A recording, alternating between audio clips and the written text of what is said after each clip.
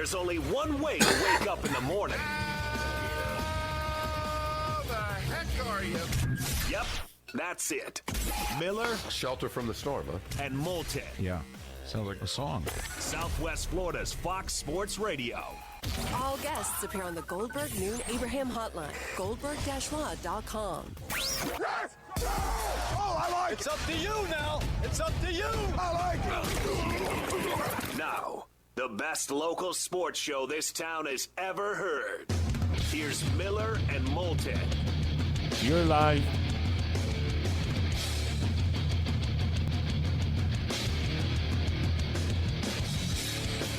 How the heck are you on this, day after Super Bowl 54? What should be an official holiday. Maybe in future NFL years it will be. Miller and Moulton. Top of the morning to you. How the heck are you? Southwest Florida's Fox Sports Radio. Mark, how was your Super Bowl 54? Very low key. Very low key. I watched it pretty much by myself. My wife watched about half the game. She watched the halftime, watched the second half, first half, getting the kid to bed, that kind of stuff. But, just very low key around here.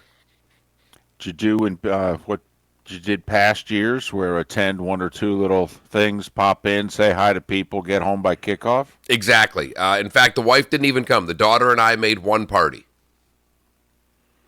That was let's it. Face it, she's really who everybody wants to see anyway, so. Yeah, it was great. I mean, very simple, in and out, there for about an hour and a half, ate some of their food, drank some of their drinks, and left. It's a perfect Sunday, if you Right. think about it. Brought an appetizer, so I did my part. You are a really good guest. You are. You always bring something. You have to. And you're no, you don't. No, you don't. Well, I look at it this way, David, is that I have a bit of a self-deprecating thing. So I figure if I don't bring something, the chances of me being invited back are slim. So I always bring something. I figure they're, like you said, they're inviting me to see the wife or the kid. So for me to show up, shut up and bring some food. Well, see, that's why I figure since, you're bringing at least one, maybe both of them with you, for the next 10 or so years, you're good. Oh. Okay, now, when the daughter stops coming, okay, and then, eventually the wife stops coming, well, then, yes, you need to bring an hors d'oeuvre.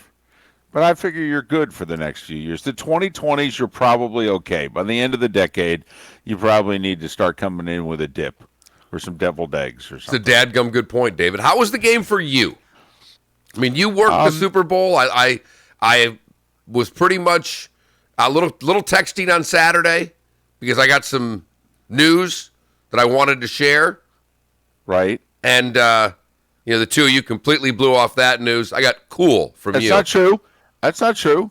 I went back and forth a little bit. Yeah, cool. All right. Now, hold on. Now, hold on. When you were sending it out, all right, it was in the afternoon.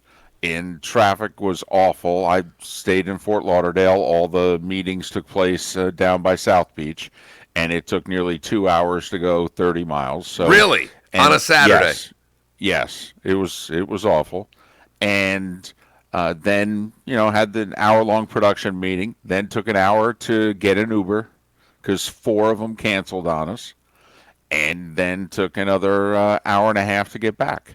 So from 2 to 7:30 was, a whole lot of hurry up and wait, and then, down to business. I took notes, though. Figure, Super Bowl production meeting, I should take some notes. Yeah, absolutely. Were you allowed, were you asked anything? Did you talk in the meeting? Or were you? Wow. Yes and yes. Yes and yes. I got to give Troy a lot of credit. I came up with a decent idea when the two of us were just kibitzing before the meeting, and he was generous enough to say, Moulton and I were talking, and he came up with a good idea, blah, blah, blah. And then, yes, the producer of the Super Bowl asked me a follow-up question, and, yeah, there were 30 of us in the room. And I will say, Mark, it was at that moment honestly, until 4 o'clock Saturday. That's when it became real to me. Holy blank, I'm working the Super Bowl. The gravity, the gravity of the whole thing in that room kind of hit you. Yes, and they handed out the game credential. You got a separate credential for the game. And so they handed out the game credential, and you just kind of look at it a little bit, and you go, wow, I'm working the Super Bowl. And then when you're sitting next to the president of Fox Sports, I don't know how that happened, because, me and a couple of other guys who usually hang together, we tried to hide in a corner, and we figured we were safe there. And all of a sudden, important people started walking in and pulling up chairs. And next thing I look to my left, and there's Eric Shanks, the president of Fox Sports. And I'm like, yeah, one of us probably doesn't belong here. What is going on? So Saturday was a little surreal, I must admit. That's when it hit me. While I'm working the Super Bowl, you better not screw up tomorrow. You'll be able to say a lot more, and I'm sure we'll get a lot more into it because there's a lot to talk about as far as the game. We had a terrific Super Bowl. We got what we wanted. We had some terrific plays. We had a comeback. I think we had the team that most of you thought would win. So that makes people happy. David went for a perfect season. He was the Miami Dolphins of prognostication, picking the Kansas City Chiefs back in early September. And they fulfilled his promise to you with the victory yesterday. But it seemed, David, from my end, that the broadcast went pretty swimmingly. Which is funny because a lot went wrong up in the booth. There were a lot of things that didn't work properly. And so, I'm glad that everybody at home thought that, we did a good job. And you know how athletes say, well, once you get out there and you get a series under your belt and you take your first hit and that sort of deal, it really is any other football game. And from a broadcasting standpoint, that's how it felt to us, too. I mean, we got to the first commercial break, and Troy even said that out loud. He said, well, it's just like any other football game, boys. The only thing, though, Mark, was that I had this little birdie that just kept saying to me, don't screw up. And I normally don't have that birdie, I got to admit. But do you think if you would have had that birdie a lot more over the past 54 years, you would be in a better or a worse position right now? Boy, that's a great question.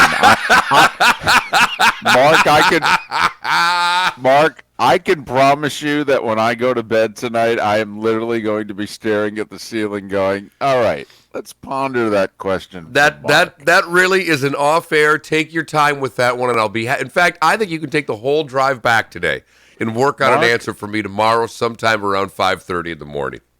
I got to be honest, I think that question applies to 80% of our audience. Oh! If we had that little birdie with us saying, hey, don't screw this up. Or something along those lines, depending on, our own personalities and occupations and what have you. But you wonder if we had that little birdie every day, whether or not things would have gone differently. That's all. Pretty funny. That's all. Better or worse. Don't know. That's pretty funny. That's really funny. Actually, but yeah, I did. I had that birdie all day. So just kept saying, hey, don't screw up. A few people are watching this. I fortunately didn't lose any money on the game because I didn't bet anybody. I didn't make any bets. I liked the Niners, but I did text one buddy of mine who I usually can sucker into a bet whenever I want. And he also liked the Niners. So I'm like, all right, whatever. But I had a really good feeling about the Chiefs, and it's as close as I've come to ever live betting, that when at 9:12 at night, he sends me a text that simply says, told you. It's 20-10. We're in the fourth quarter, and he says, told you. Ooh. And I looked at that text. I didn't even answer it. I'm like, are you out of your mind? Have you not watched Patrick Mahomes this year? This team scores so quickly. And I thought there were, you could nitpick, and I'm sure you watched it even more closely than I did. There are two calls that I thought that went maybe against San Francisco. One pass interference that I thought they should have called. In fact, I was just watching the replay before we went on the air, and it was the 3rd and 11 play in which Troy thought that Kansas City was offsides, and they didn't call it. And, those were a couple of plays that ooh, boy. But, man, there was never a time with San Francisco in the lead as someone who picked the Niners that I felt comfortable, and rightly so. I mean, well, I'll tell you what. I think they were one play away from feeling comfortable. I agree with that. I mean, when they had them 3rd and 15 with about 7 minutes to go in the game, and you're thinking to yourself, well, if they can stop them pretty cold here, because Troy and I were debating as the Chiefs were walking up to the line of scrimmage, do you have to go for it here on 4th down? And, in fact, he turned to me and said, how many yards do you think they need to get? And I said, I think they need to cut it at least in half. I thought from 4th and 7 or less that the Chiefs would have to go for it with 7 minutes to go and the clock, in theory, running in the game down 2 scores. And then for one of the few times in the game, the Chiefs threw the ball downfield. Mahomes got just enough time to allow the long route to work, and Tyreek Hill. I mean, speed. And they had just enough time so that finally they could get one going downfield. And once they completed that pass, they were in field goal range. And so you figured, okay, well, they've taken care of at least one score here. Now we'll see how close they're going to get. And so, yeah, there were 2 big pass interference penalties in the game. One went against the Niners. Well, they both went against the Niners, one offensive, one defensive. And I guess that's part of the controversy, along with Kyle Shanahan, end of the first half, although, Troy backed him up. Troy thought actually that, at 10-10 and getting the ball to start the second half, that he could back up what Kyle Shanahan did. And if you think about it, if the long pass to Kittle had been, upheld, if you will, they at least get 3 out of it. And that would have been a really big 3. Yeah, I get that people were on Shanahan for the timeout. I was not. I thought he should have called it. And given himself options. Quite frankly, Mark, with the way they were running the ball, at least given himself more time, he could have run the ball a couple times. Fair enough. And that was... I thought he should have called the timeout there, but it does show how flat scary Mahomes and that offense is when Shanahan is going, no, we could pretty much play for the tie. I'm good with that. And where they were on the field, and I know they got it out towards midfield, but I wasn't thinking it just for that reason. You're getting the ball to start the second half.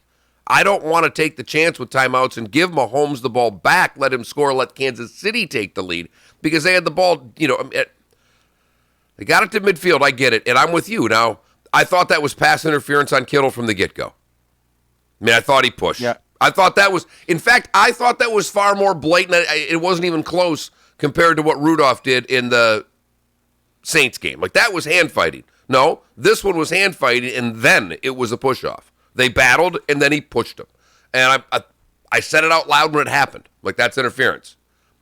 So I thought it was the right call. I know you did. You've been adamant about that call all year, David. Well, and I will say, if you saw it live, and once again, what we see with the naked eye and what you saw on the screen, did you catch it live where it literally looked as if the defender was suspended for that split second where his legs were moving but the body wasn't going anywhere? And that's literally what it looked like live, where all of a sudden they're running, Kittle's got him by a half a step, but the defender's just about to close in. His left hand's going to come in and be there to make a play, and all of a sudden the defender is just pushed a half a step further away, and then Kittle makes the catch. I mean, it looked even more obvious live, if that makes any sense. I agree with you. I give the official great credit. He didn't hesitate at all. Maybe the best replay you guys had all that game. Because the angle you have is that you're just seeing the back end of the back judge. And you see the play from the one angle, and he is reaching for his flag. I mean, as the push-off is happening, it was a great replay to show that the official was all over that play. And since it happened with under 2 minutes to go in the half, it's something that had to be, Shanahan could not challenge it. It was something that would have had to have been reviewed, and there's no way that would have gotten overturned, at least I don't think so. It is interesting, though. We talked about it all year and then into the early part of the playoffs. We just knew that the new rule, the 2019 only rule, because, we're all convinced that, that's going to go away, that rule was going to be out there for the Super Bowl. And, they took a quick look at it and moved on. But, I thought they got it right. I have to admit, I wasn't as clear on the defensive pass interference as everybody else was. Yes, he didn't turn around, but I don't know how much contact he made. Okay, I was in the minority on that. 1st and goal, they scored, and now there's 6 minutes. There's 6 minutes, and you're like, oh boy. Can the Niners run this clock out? Probably not, unless they score a touchdown. Wow. Are we going to get the ball in Patrick Mahomes' hands with a chance to win or tie? Damn.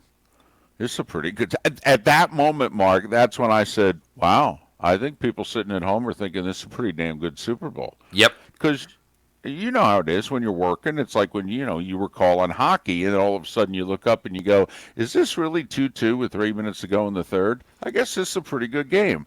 At that moment, I went, 5 minutes to go, 2017, Mahomes has the ball. I think people are genuinely entertained right now.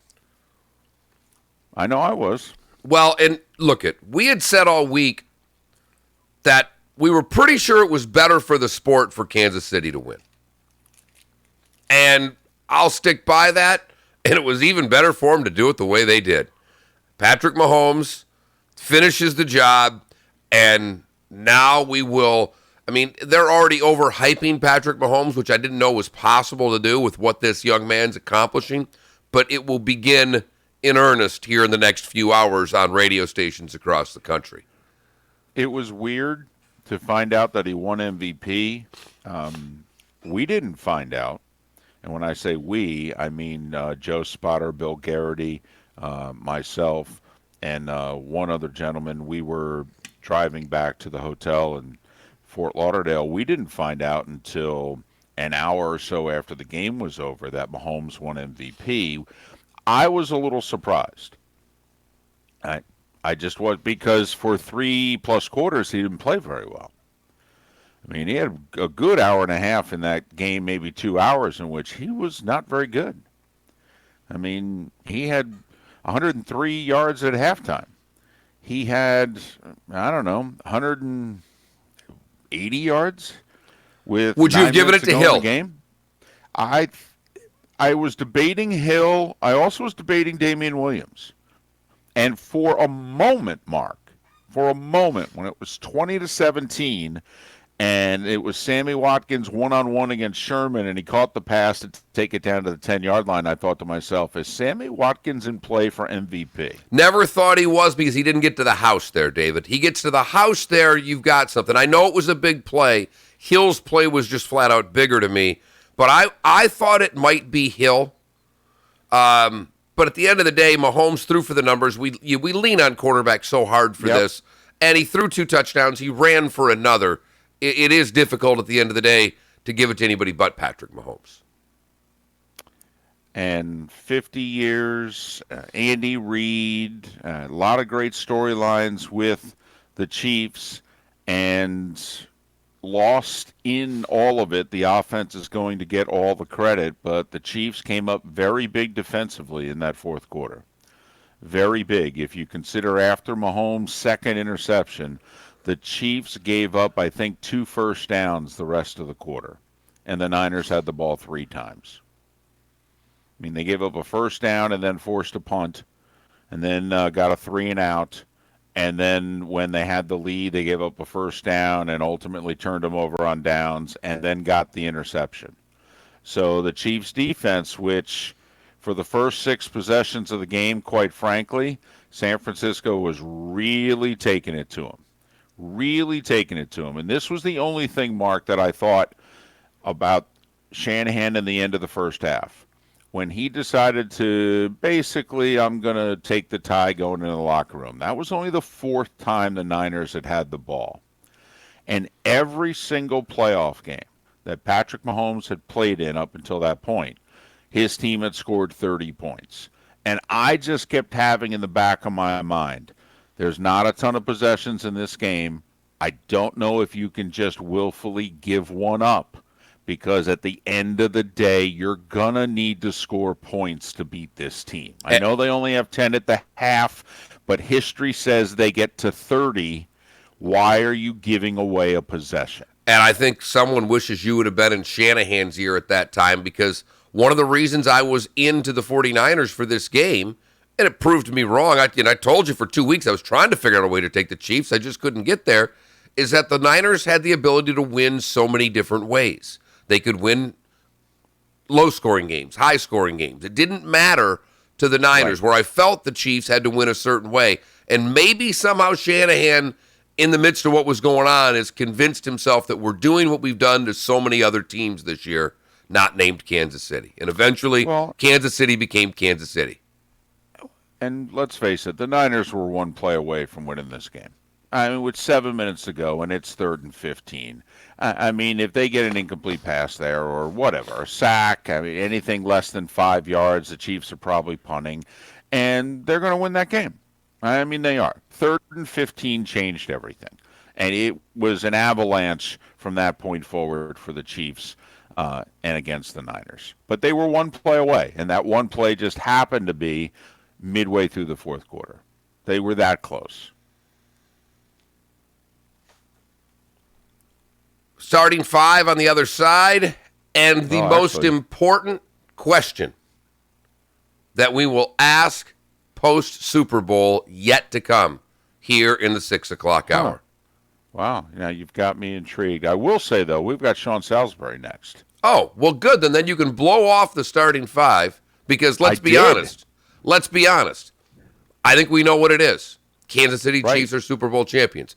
So I apologize. Sean Salisbury next. And then the most important question of the day on the other side. It is Miller and Moulton. David is still on location from Super Bowl 54. He is in Lauderdale.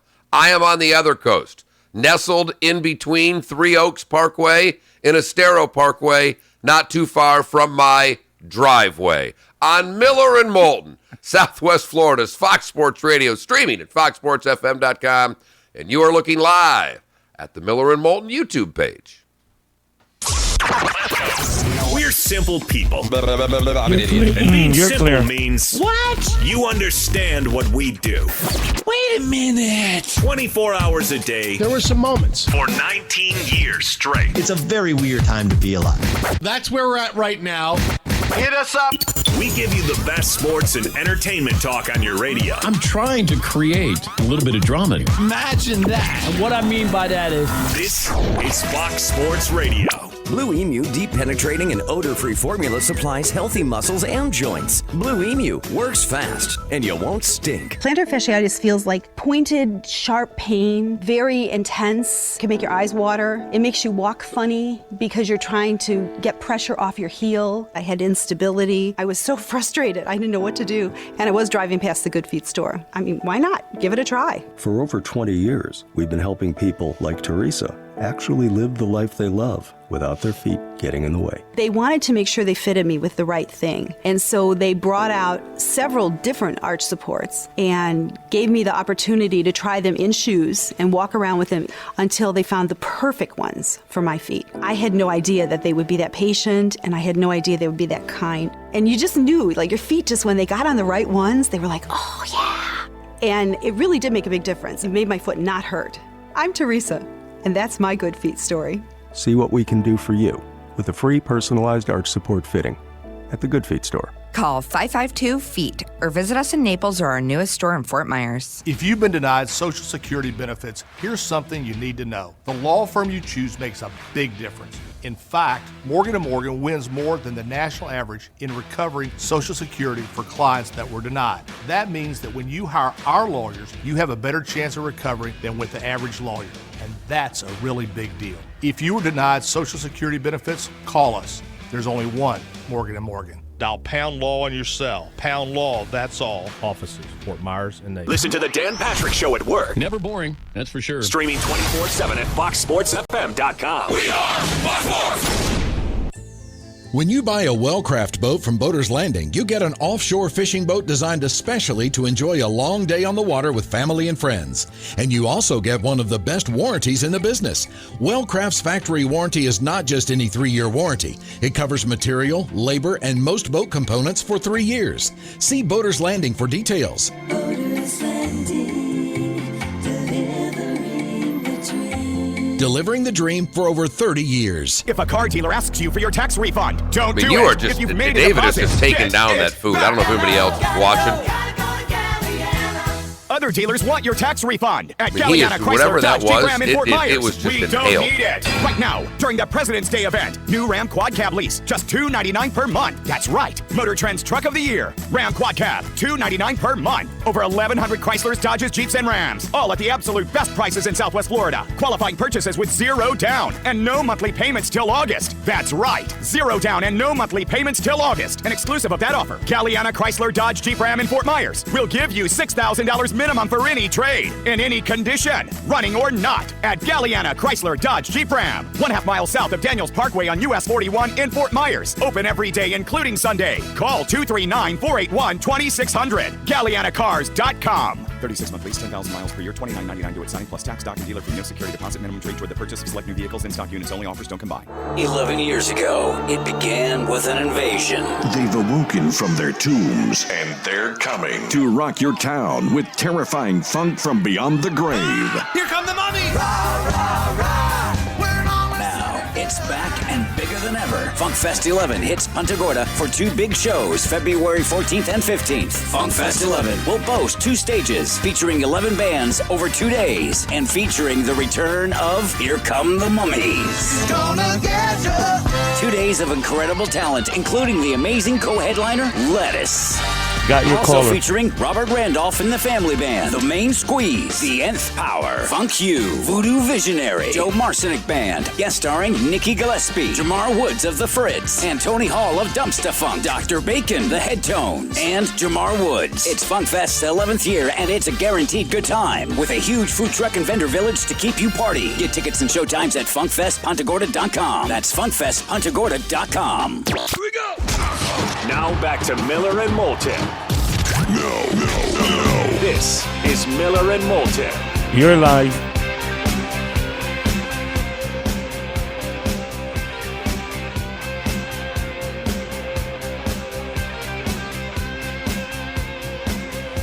It is 29 minutes past 6 o'clock on this day after Super Bowl 54. It is an hour earlier where our next guest joins us, Sean Salisbury, host of the Sean Salisbury Show. He's crushing it mornings on Sports Talk 790 in Houston. Follow Sean on Twitter at Sean Unfiltered. Sean, the top of the morning to you. Thanks so much for your time. How are you?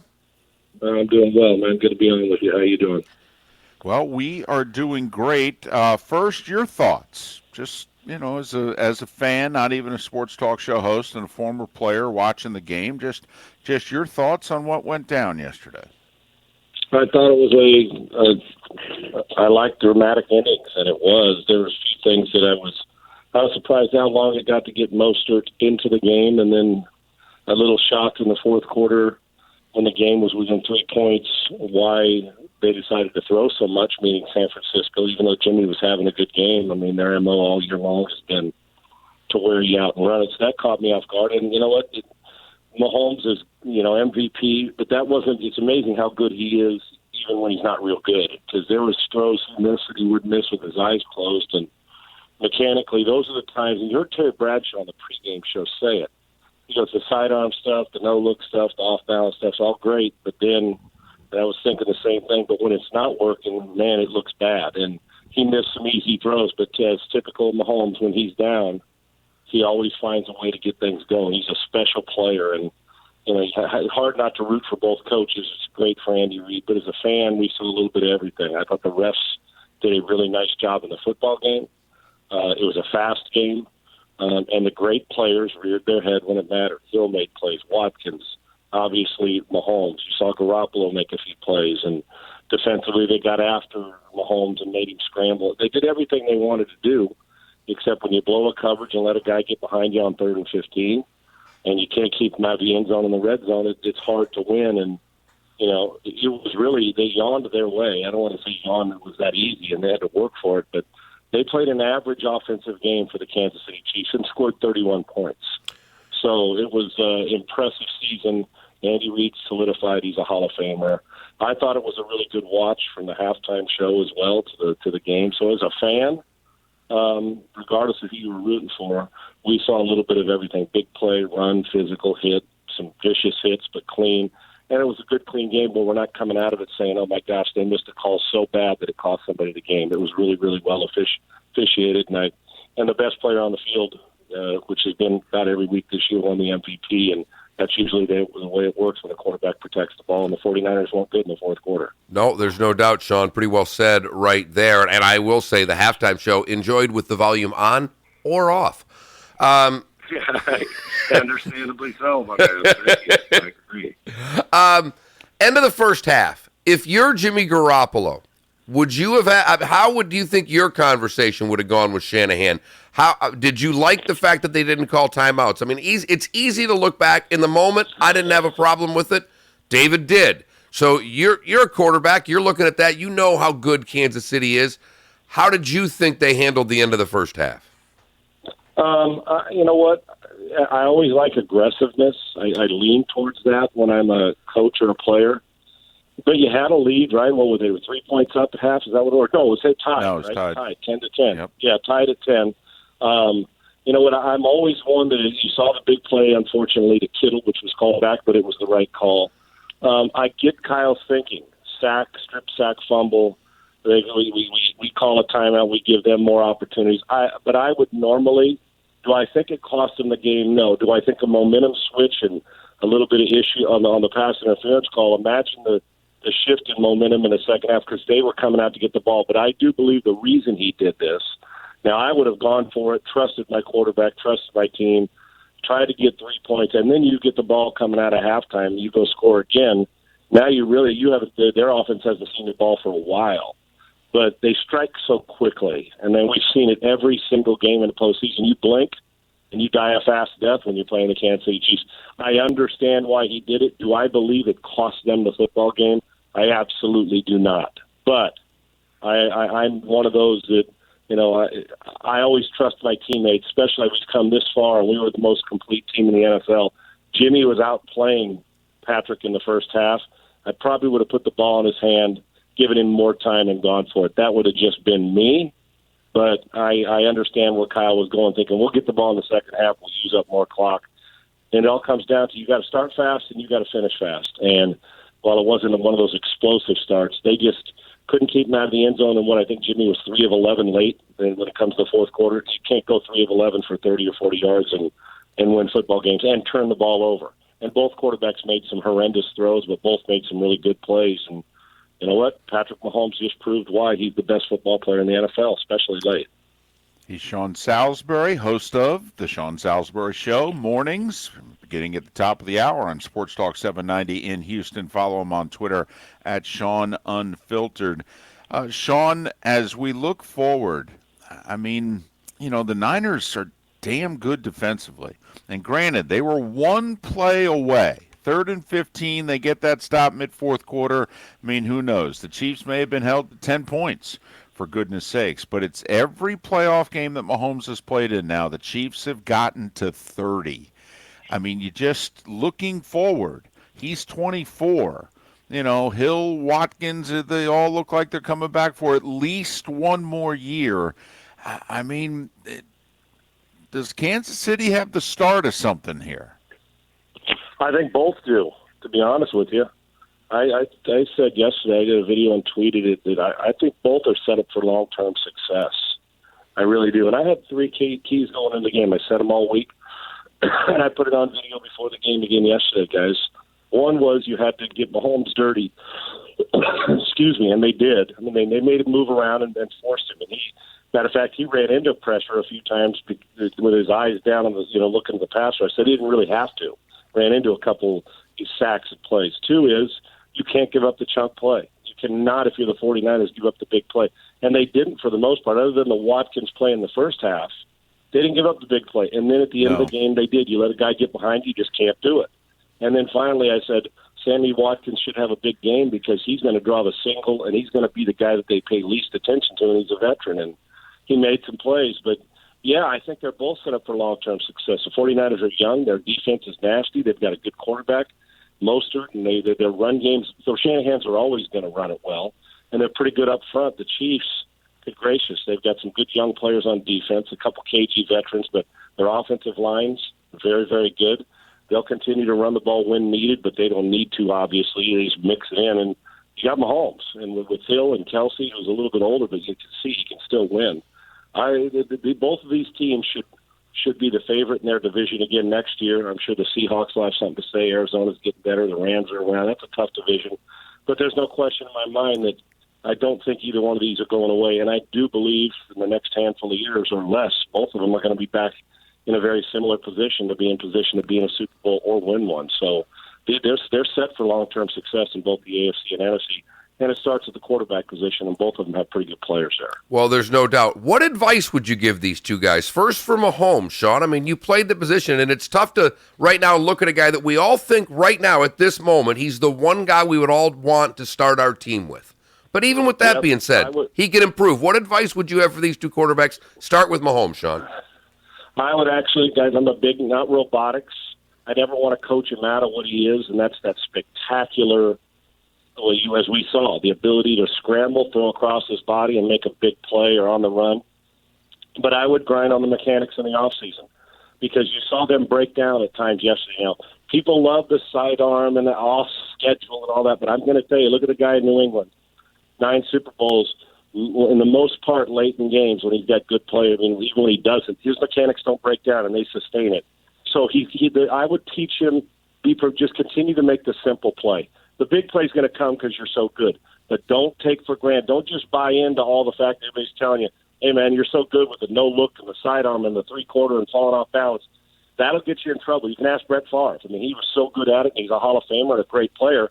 But he also led the NFL, and he's an all-time interception history guy because mechanics will get you in trouble or they will sustain you. So I would grind on the simple things, footwork, setting your back foot. You don't always have to Aaron Rodgers it and throw off balance because it looks good to the fans. And it almost cost him a game yesterday. Bounced some balls, forced a pick. So to continue, and he will. This kid has great football IQ. He understands that this isn't enough. And I love the fact that he stays away from all the national being out there all the time doing 8 million commercials. Those are going to come steadily, but I like the fact that he's focused on his day job, and that's being a quarterback and a football player.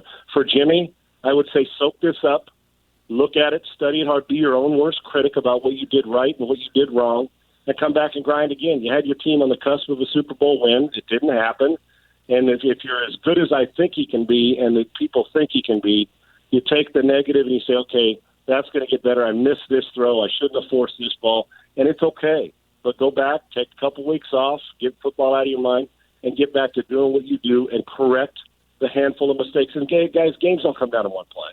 They come down to 6, 8, 10 plays are the difference in the football game. And we can go down the list and name them. And I don't think Jimmy's got far to go. I also think Jimmy and Kyle need to make sure they're on the same page of trust.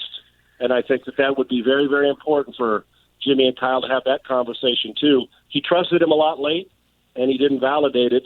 And Jimmy's got some work to do to make sure that he when the pressure hits him in the mouth again, that he makes the clutch throws because he was playing really efficient football. That's really all they need. He doesn't have to be great on that team. And if he ever becomes great, well, then they're going to take another step because that quarterback's filled with that division's filled with some pretty good quarterbacks. With Kyler Murray's going to be good. Goff's been to a Super Bowl. Russ Wilson's won one. And now Garoppolo's been in one. It's going to be a hell of a run for the next decade with 3 or 4 of those guys. Sean, final question, and we're very appreciative of your time considering you have a show that starts in 20 minutes.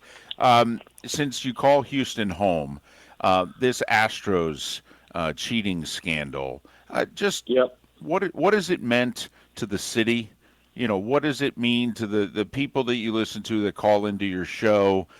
Because, they took a lot of pride in the Astros winning the 2017 World Series and even had a good feeling about their, going to the LCS in 2018, being a game away last year. What has this done to the sports fan in Houston? Devastated some. Guys, we got all emotions with that. And I'm not, listen, I live in here and we're the flagship station of the Astros, but they're not above criticism. And I know that the first thing is, which is typical in any city, when it hits you, your first thought is, well, everybody's doing it. Well, yeah, but if 2 of your kids have done something wrong, do you automatically say, well, let's let the third kid do it too? No, you try to correct it. So that's one thing. It's the I confess it's somebody else's fault. We're not the only team doing it. The Red Sox and 15 other teams. Well, until those 15 other teams are found out, you got caught. And just because somebody else may be doing it doesn't matter. You got caught, you got cheated, you suffered the penalty, and you're going to be every ballpark's going to rip you. And they deserved it. They flat out, you cheat, you get caught. That's the way it is. But they got great baseball players. I mean, you think about it, they're loaded. Dusty Baker's not coming into an empty cupboard. And then you get the fan who is devastated and feels like they got cheated a World Series ring because their guys let them down. I've heard that. I had a guy calling in tears on the radio show.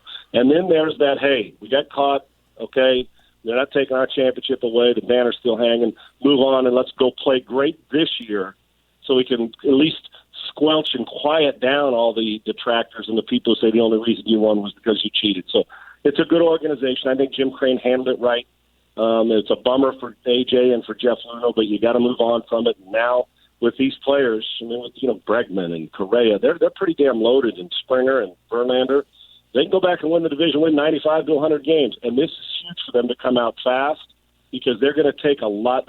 Right now they're the Golden State Warriors recently because everybody hates the team that keeps winning, the Patriots. Now they're the newest villain in Major League Baseball. It's not the Yankees, so they've got a lot to prove, not only physically but mentally to handle this, and we're going to find out just how mentally tough they are this year. Yeah, they need to get off to a strong start. They're going to play with a chip on their shoulder, though. They sure are. Sean, thanks for your time. We appreciate it. Continued success on the Sean Salisbury Show, morning 790 in Houston. Always great to be on with you guys. I appreciate you having me. Thank you.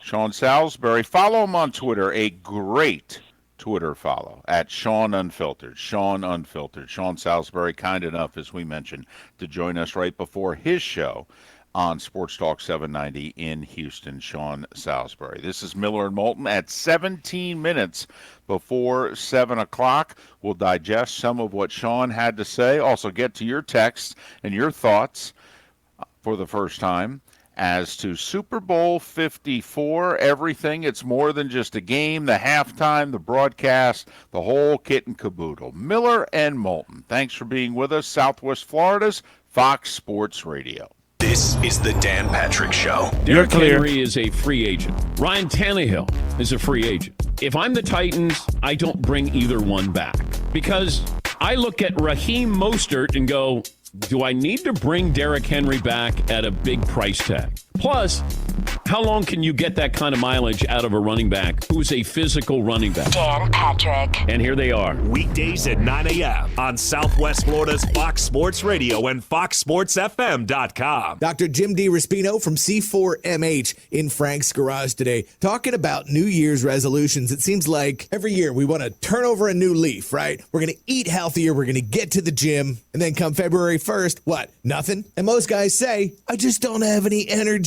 But guys, before you spend a ton of money on a gym membership and a personal trainer, go to C4MH.com. We have an express treatment program that will get you over $400 of blood tests, including total and free testosterone, and an in-office doctor consultation for only $45. I'm a patient at C4MH, and it's safe, convenient, and affordable. Best part is, now I've got the energy to follow through with that New Year's resolution. Exactly. Your workouts become super energized. Your $45 gets you information about the state of your body. So guys, give yourself the gift of testosterone replacement therapy at C4MH.com. The leaders in low T care, and make your resolution this year a successful one.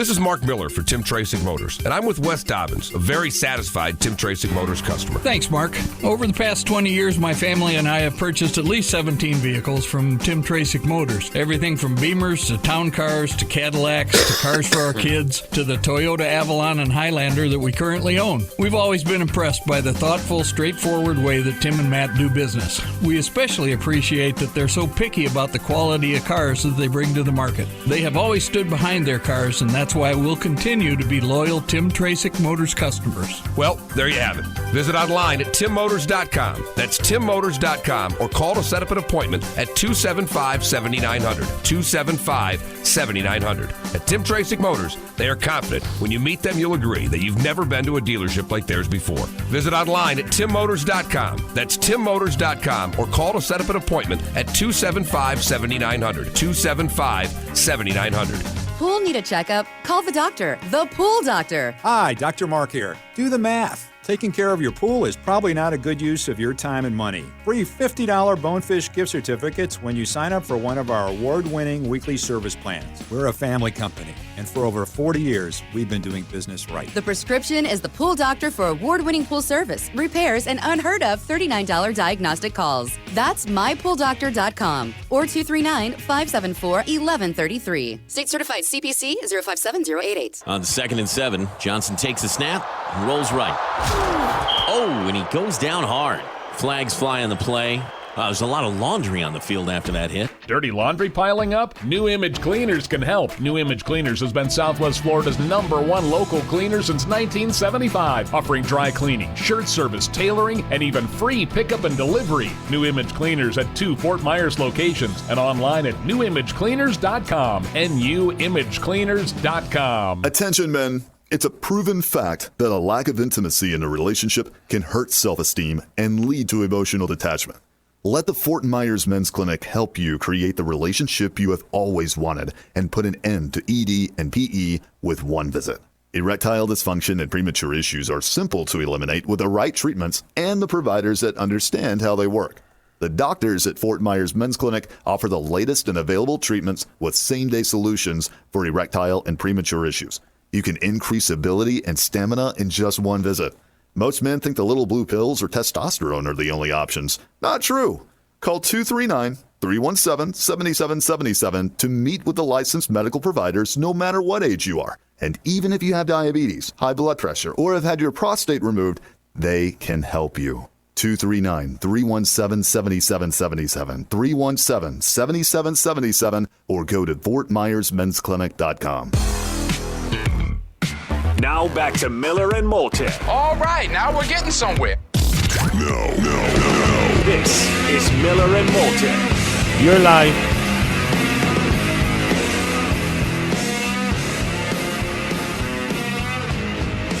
Minutes before 7 o'clock. Thanks so much for being with us. Miller and Moulton, Southwest Florida's Fox Sports Radio. Pat Kerwin going to join us on a Monday.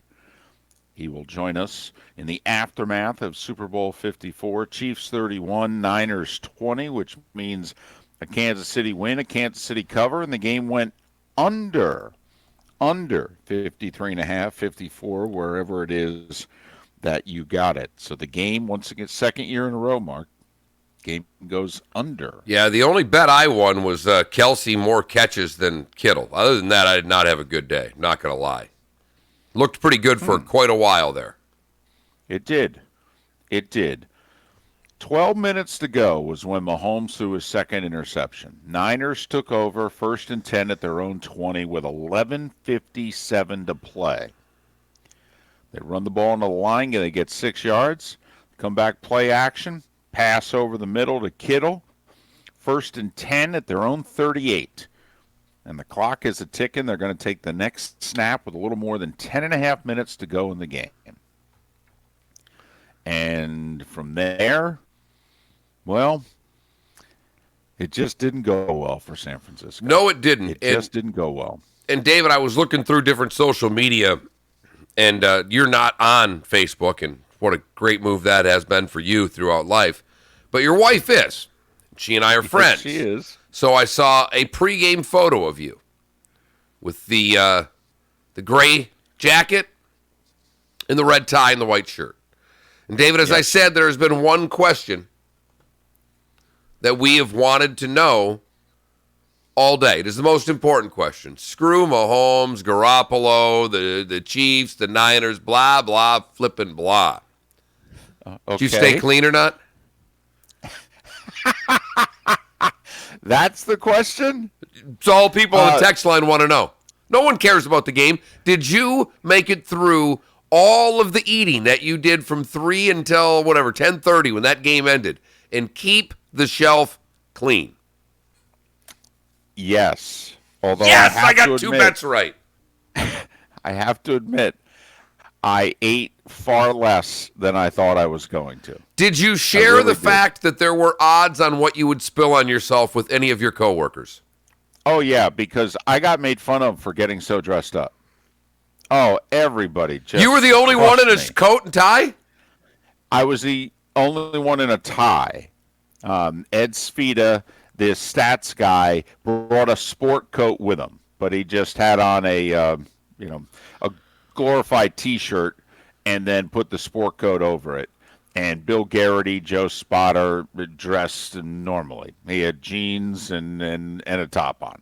He was just, it was another game to Bill. And I went with white shirt, red tie, and gray sport coat. Looked very much like you were attending an Ohio State basketball event. Well, it's only the third time I've put a tie on in the last 10 years, quite frankly, and the other was a funeral, and the other was my daughter's wedding. So, but Mark, I treated this whole year as if this will be my only Super Bowl. Now, the way it is now, if I cannot screw up, in theory, Fox and Joe and Troy get another one 3 years from now in Phoenix. And in theory, I'll work it, but I have treated this whole year as if this was going to be my only Super Bowl. And so, yeah, I thought you get dressed up. And I kept saying, do you want me to take the tie off? Do you want me to take the jacket off? And after everybody mocked me, they went, no, keep it on, blah, blah, blah. And the other thing was, I thought, and it didn't happen, if there was any sort of booth shot, I just thought, hey, at the Super Bowl, you should probably be dressed as if it's the Super Bowl. That's all. And I will say, it bothered me that I took heat from Mike Pereira.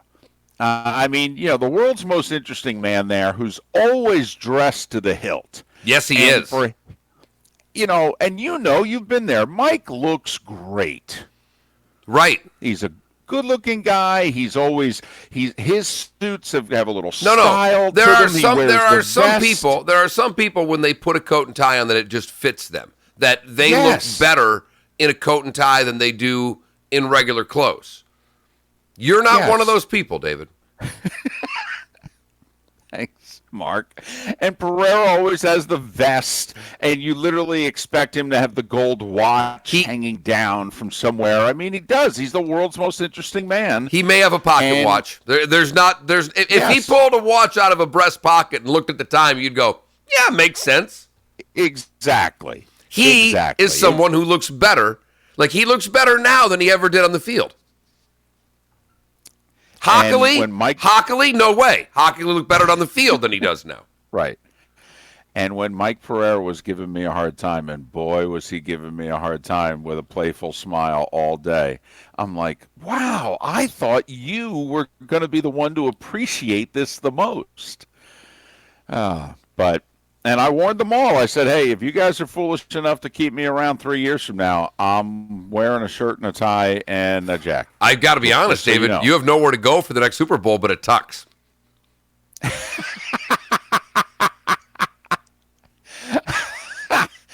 Oh, boy.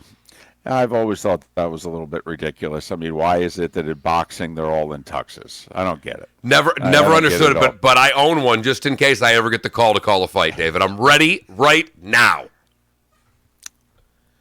So, yes, and I will say this, that at first I had chicken right before kickoff.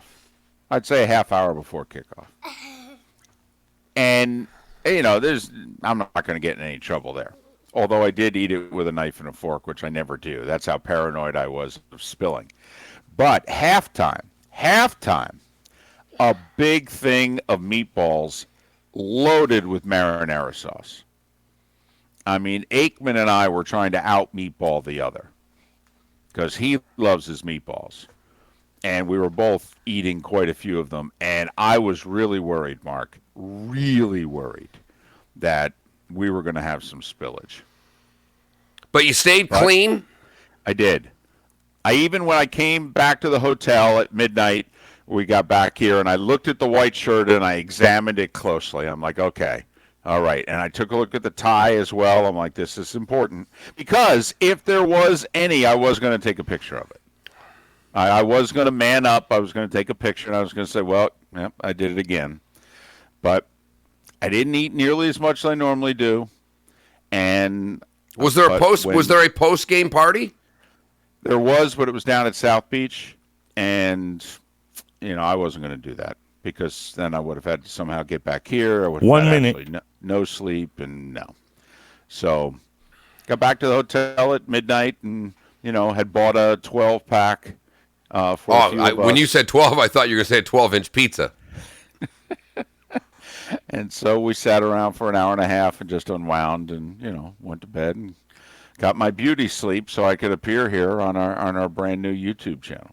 And you look good doing it. I can see how enthused and excited you are to be on camera this morning, David. I am. Come on now. Not to do the show. I said to be on camera. Huge difference. You would rather have that blacked out. There's not a doubt in my mind. And hell, I think the audience would too. Who knows? Miller and Moulton. Still plenty of great guests coming up. Al Groh will join us on the show next hour. Miller and Moulton, thanks so much for listening. Fox Sports Radio, streaming at foxsportsfm.com. And you are looking live on the Miller and Moulton YouTube channel. We are Fox Sports! You're clear. King Roofing's long-standing reputation gives you the peace of mind that they'll be here if and when a warranty repair is needed. There are some great roofing companies in Naples, but there are also storm chasers. They set up shop after a storm and they leave a few years later when the leads dry up, leaving homeowners in a bind when there's a warranty issue. Stay local and call King Roofing today. License number CCC 057279. Every castle deserves a king. Our sound is a sound that makes you stop. Stop! And listen. Listen to me and you listen well.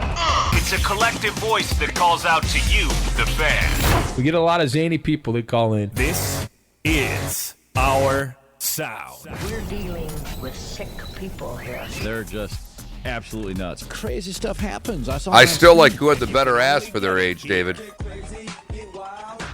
On Fox Sports Radio. You got to unmute yourself to talk to me. For your tax refund. Don't do it. If you've made a deposit, get it back. Yeah, I know we can't do it, but it's a good question. Your tax refund at Galliana Chrysler Dodge Jeep Ram Fort Myers. We don't need it. I do think you can ask though which, new Ram Quad Cab lease, just $299 per month. That's right. Motor Trend's Truck of the Year, Ram Quad Cab.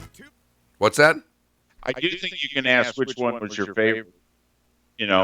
Shakira, J-Lo, both didn't like the show. I think that could be your four choices.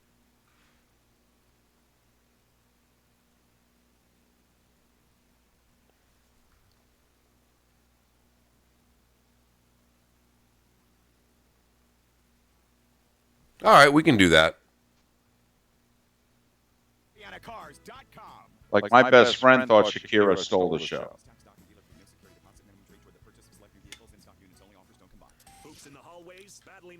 I thought every second of it was absolutely awful. There you go. They're both hot. I mean, they have incredible bodies, and Shakira's in her 40s. I mean, these are not young women shaking their tails like that. No, Shakira's in her early 40s, and J-Lo's 50, I think. Right. I mean, I just kept asking Eve, can you do that? That was really it. All right. Mute, David, mute. Okay.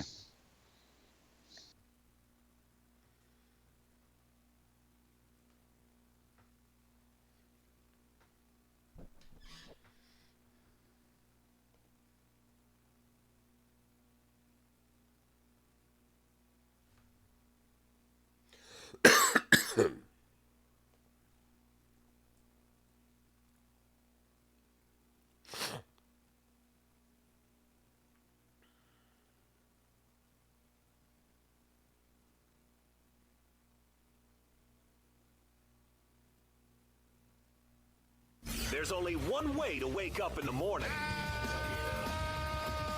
the heck are you? Yep, that's it. Miller, Shelter from the storm, huh? and Moulton. Yeah. Sounds like a song. Southwest Florida's Fox Sports Radio. All guests appear on the Goldberg Noon Abraham Hotline. Goldberg-law.com. Oh, I like It's up to you now. It's up to you. I like it. Now, the best local sports show this town has ever heard. Here's Miller and Moulton. You're live.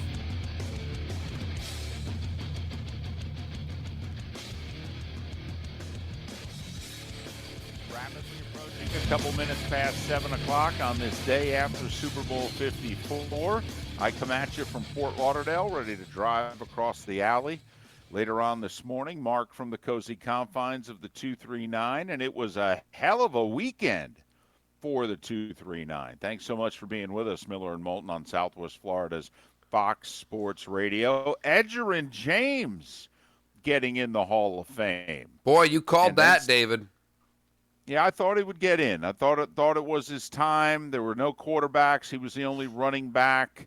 I thought it was his time, but boy, Mark, a lot of people that you and I both think are Hall of Famers still left on the outside looking in, and the next 4 years are absolutely loaded with first-time candidates that you think are going to be, well, we'll have 2 guaranteed. They'll get in next year. Ooh, could have 3 the following year. I mean, there's not going to be a lot of spots that are open these next 4 years for those who are still waiting to get in.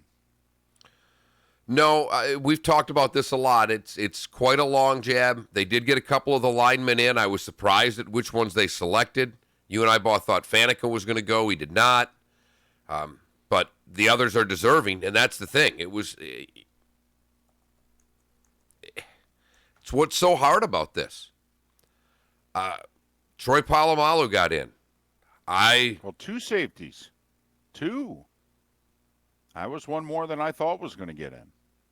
Steve Atwater and Troy Polamalu get in. Isaac Bruce, Hutchinson gets in, the one offensive lineman, and Edgerrin James.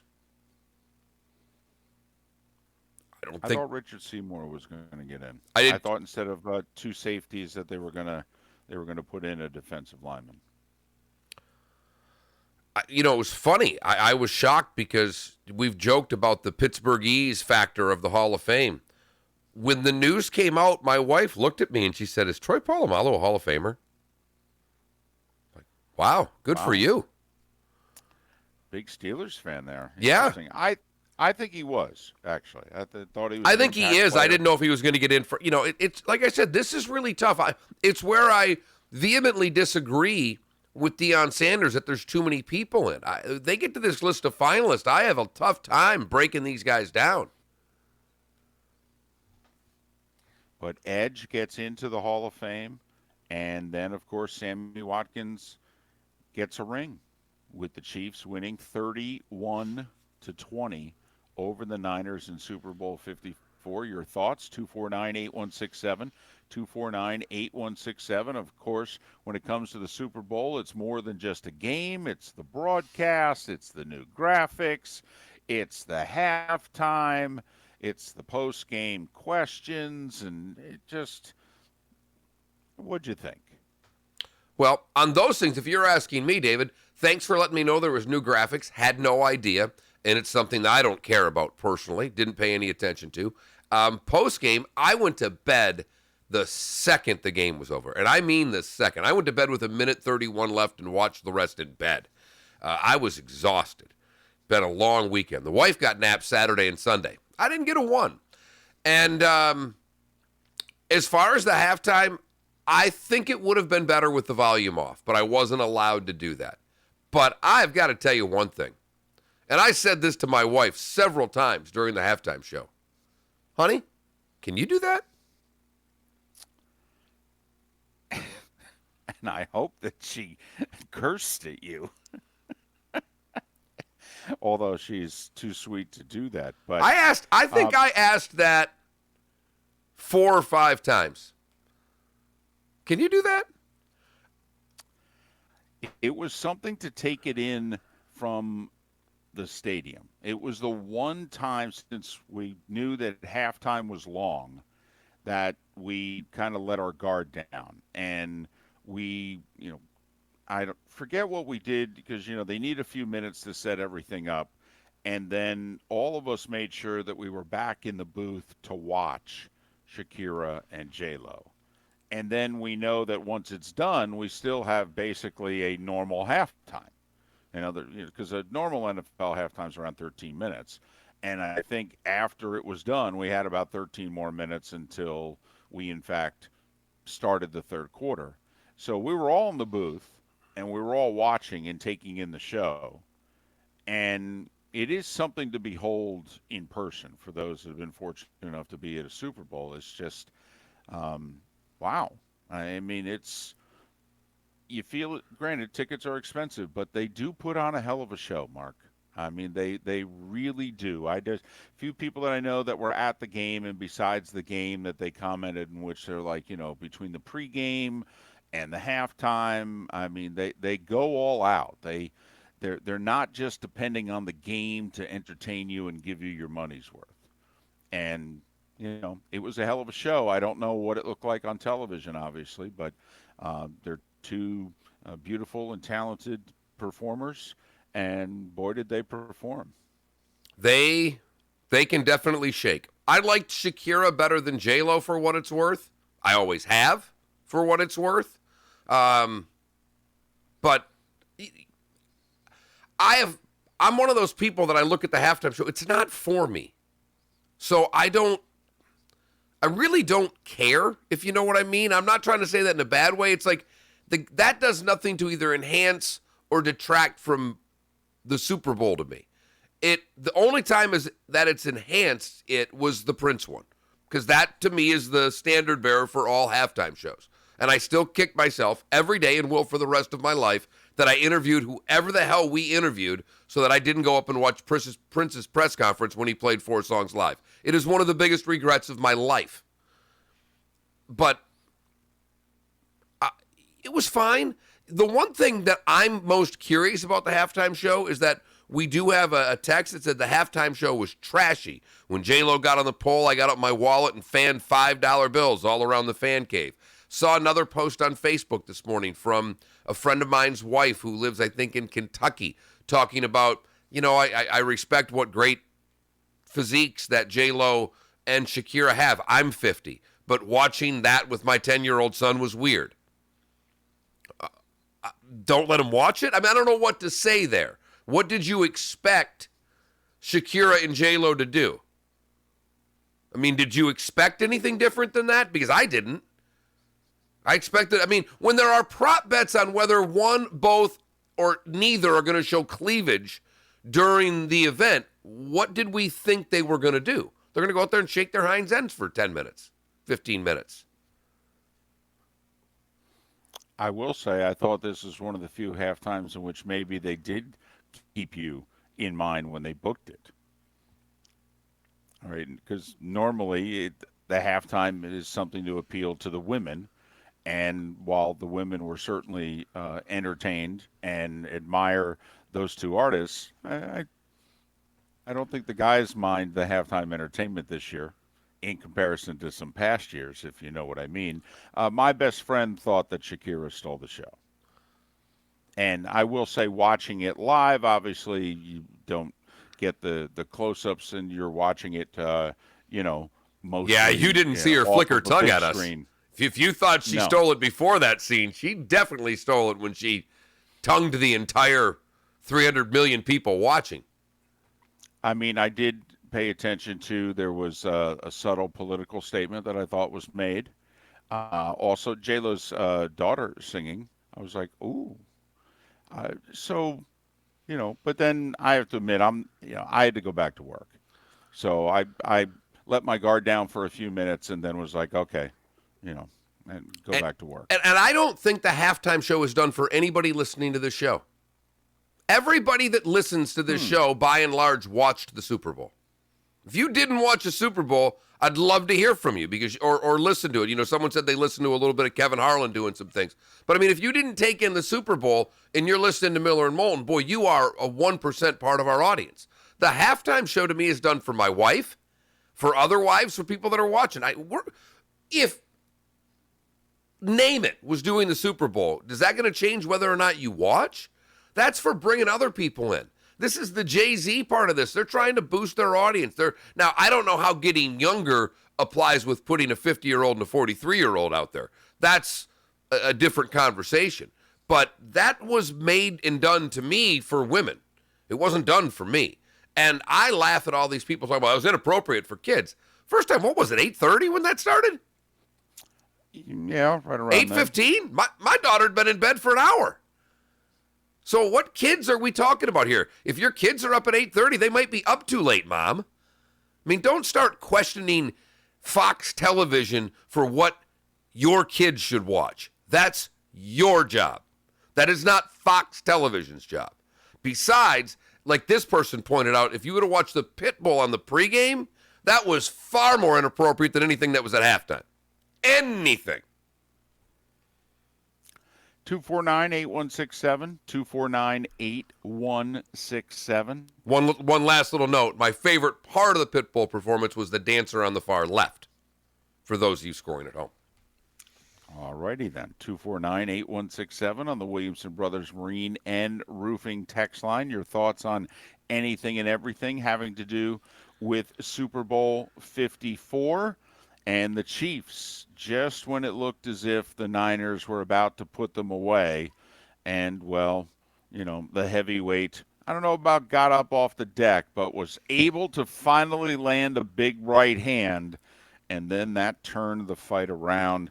The 3rd and 15 to Tyreek Hill, and well, the next 5-6 minutes were all Kansas City. Can I give it I give it a little Foreman Ali, David? That it was not necessarily getting off the campus, but maybe Kansas City just rope-a-doped for about 3 quarters, and then Mahomes got loose. Would that be for your heavyweight fight analysis? Is that the best style of that one? Maybe.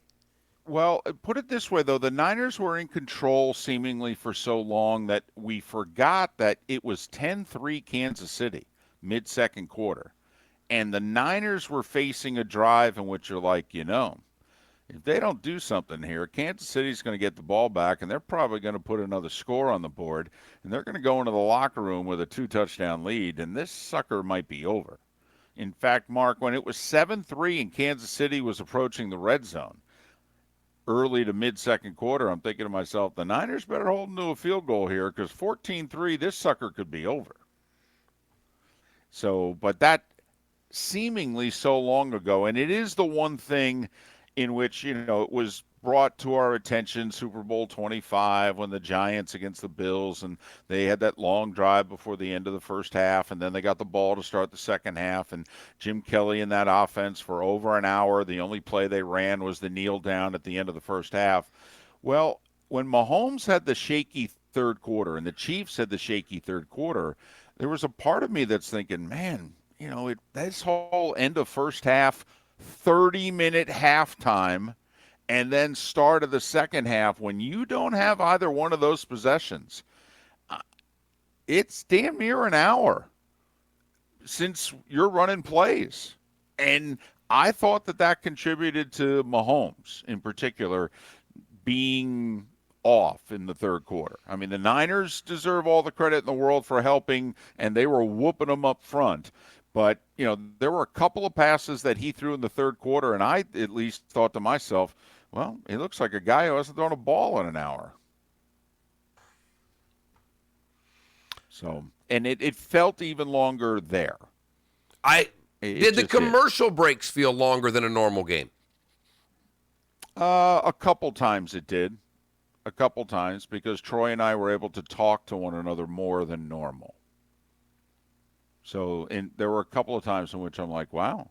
And they're like 90 more seconds. And I'm like, we still have a minute and a half? Wow. Okay. And so, you know, we talked more during the breaks than we normally do during a game. And in that sense, Mark, the game felt very calm. I mean, there was nothing that caught us by surprise. We were going over various scenarios every single time. But the one thing that did happen was that outside of the first possession of the game when the Chiefs went 3 and out, we went until I think it was mid-fourth quarter when the Niners had their only 3 and out, in which the teams were controlling the ball. They may not be scoring, but they were controlling the ball. Each team only had the ball 4 times in the first half. Mark, I thought I was doing an Army-Navy game. Well, I thought one thing that surprised me, I guess, and I don't know how much it had to do with the outcome, if you will, but San Francisco was known all year as a team that was such a great tackling team. And because they respected Kansas City's speed so much, there was more room out there for the Chiefs' runners and catchers throughout the game than in passing situations than running, David. But to me, there were not a lot, but there were a decent amount of missed tackles by the Niners that led to what you're just talking about. Guys getting that 3rd and 7 pickup. Guys keeping the chains moving. And while it, like you said, it didn't always lead to points, it kept the game moving along. I thought the first half was incredibly fast. But I did think that San Francisco didn't tackle as well as they had throughout the postseason. Well, I thought they got a little tired. One of the, I don't know if it was unknown stats, but when the Chiefs were starting to make their run mid-fourth quarter, I looked down, and they had run 21 more plays than the Niners. And so even though it was 20-10 San Francisco, the Chiefs had run a lot more plays. And I thought that and then they went up tempo too. So now they're going to pick up the pace, and the Niners have actually defended far more plays than the Chiefs. And Kansas City's now starting to get first downs. And I thought you saw, particularly on the second Chiefs touchdown, the go-ahead game-winning drive, if you will, that the Niners were gassed.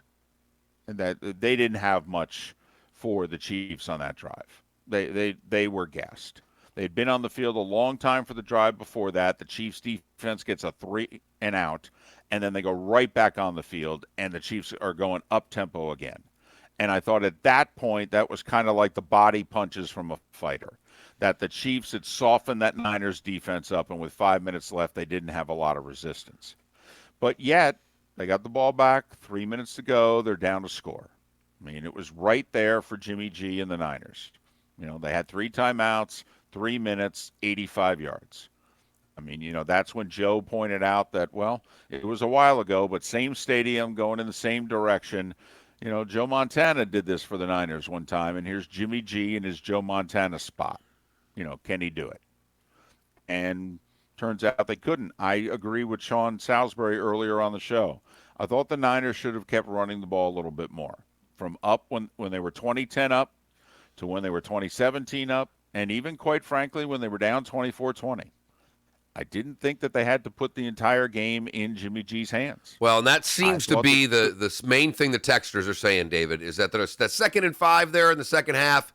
They're up 20-10. They threw it 2 times and gave it up. That's one that I've seen 4 or 5 people point to. But they, Sean said it, you've said it. They're a running football team that, well, Shanahan again. He was guilty of throwing too much and not being able to put the Patriots out when he was the OC in Atlanta. And yesterday in the fourth quarter, people faulting his play calling once again. I will say, though, the Chiefs really ratcheted up the pressure. They started bringing 6 a lot. And they then, for the first time, were giving the Niners real problems up front. And it was the only time in the game in which schematically it looked like San Francisco didn't have an answer for Kansas City. For whatever reason, there were plays to be made out there in that situation, and they didn't make them. And because of it, all of a sudden you're handing the ball over quickly to Mahomes, and you're doing it when the defense is at its most vulnerable mid-fourth quarter when they're most tired. So it was a perfect storm for Kansas City. Kyle Shanahan has to live with 19-0 fourth quarter when he was offense coordinator of the Falcons in blowing that lead to the Patriots, and a 21-0 fourth quarter here when they were one play away. 3rd and 15, 7 minutes to go. Up 10. 1 play away. And they're going to win that game. I mean, if that 3rd and 15 is incomplete, the Chiefs are punting, this sucker's over. I mean, it's over. Niners are going to get a first down or two.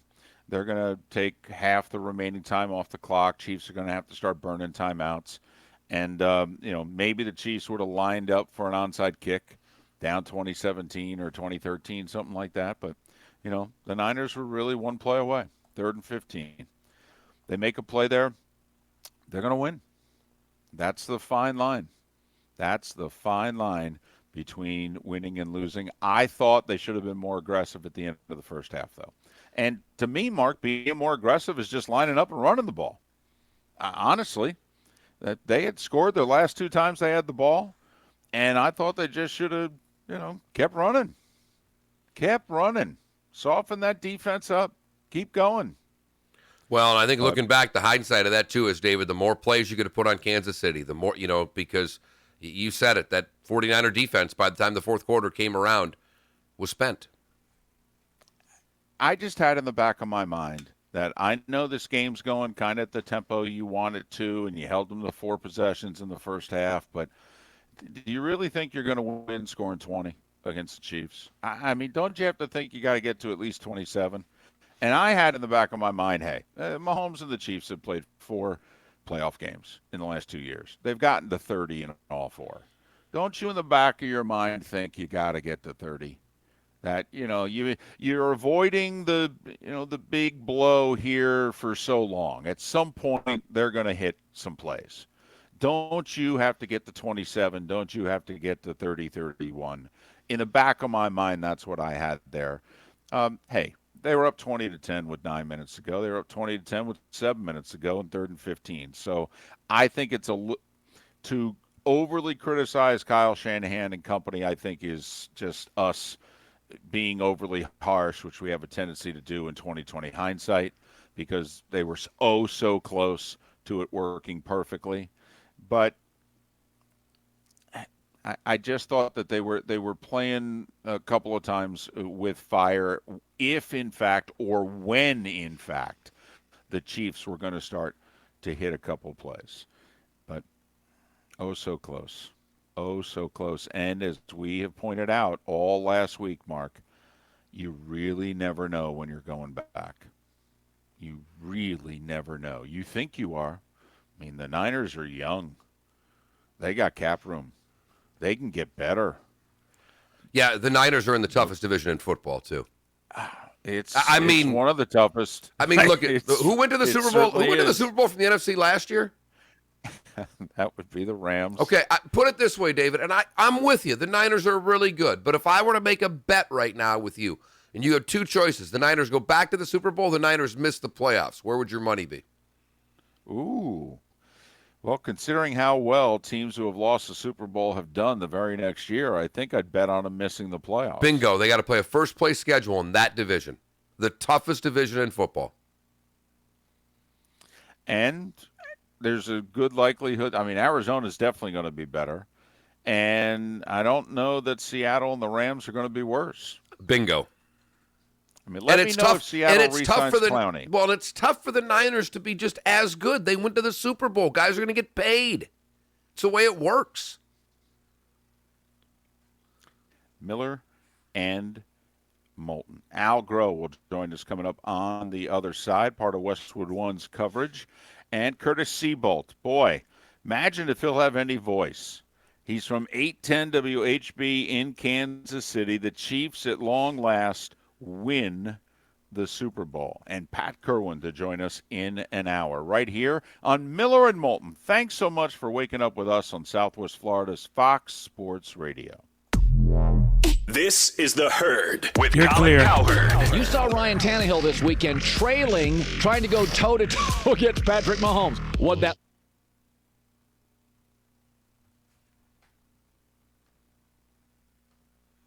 Halftime show. Loved it, hated it, didn't watch it, thought it was inappropriate. David, did you hear me? Sorry, didn't unmute myself. Well, you didn't have to unmute yourself. You just had to nod. But loved it, hated it, didn't watch it. Loved it, hated it, thought it was inappropriate. Love Shakira. I mean,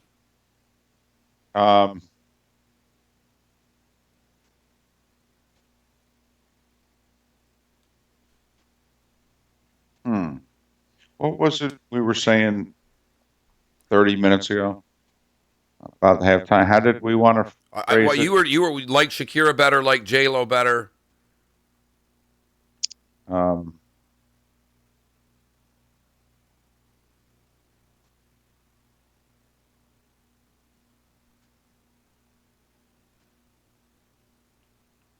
about we just go, liked it, not my cup of tea. Okay. Loved it, hated it, liked it. Okay, all right. Yeah. Just give me an either or.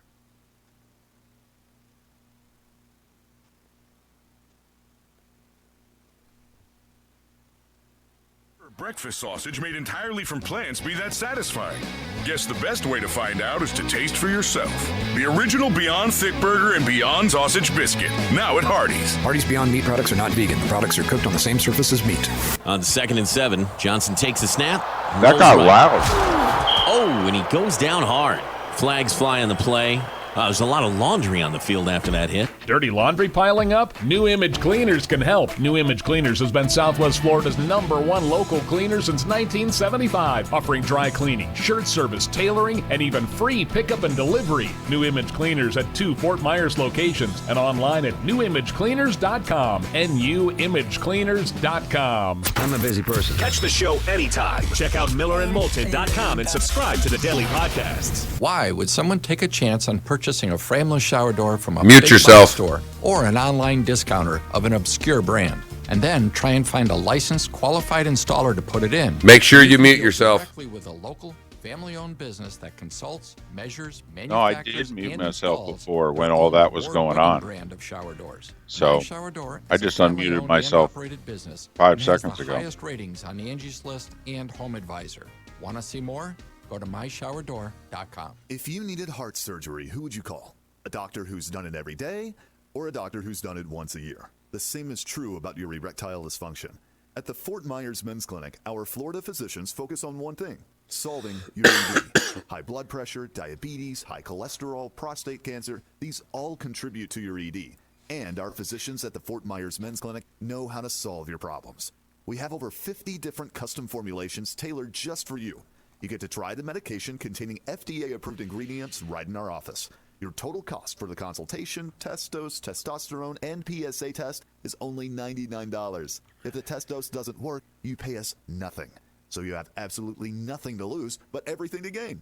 Call now, 239-317-7777. That's 239-317-7777, and move from skeptic to believer. 317-7777, 317-7777, or online at FortMyersMen'sClinic.com. Boaters Landing, where you'll find the latest in Four Winds outboard-powered bow riders from 20 to 35 feet. You'll also find Four Winds boats carry one of the best warranties in the business. The Four Winds factory warranty is not just any 3-year warranty. It covers material, labor, and most boat components for 3 years. Four Winds boats, designed for families and saltwater.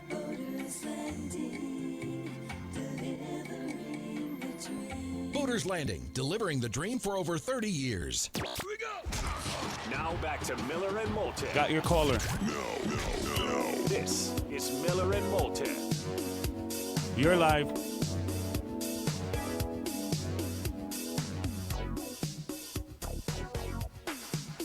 Minutes past 7 o'clock.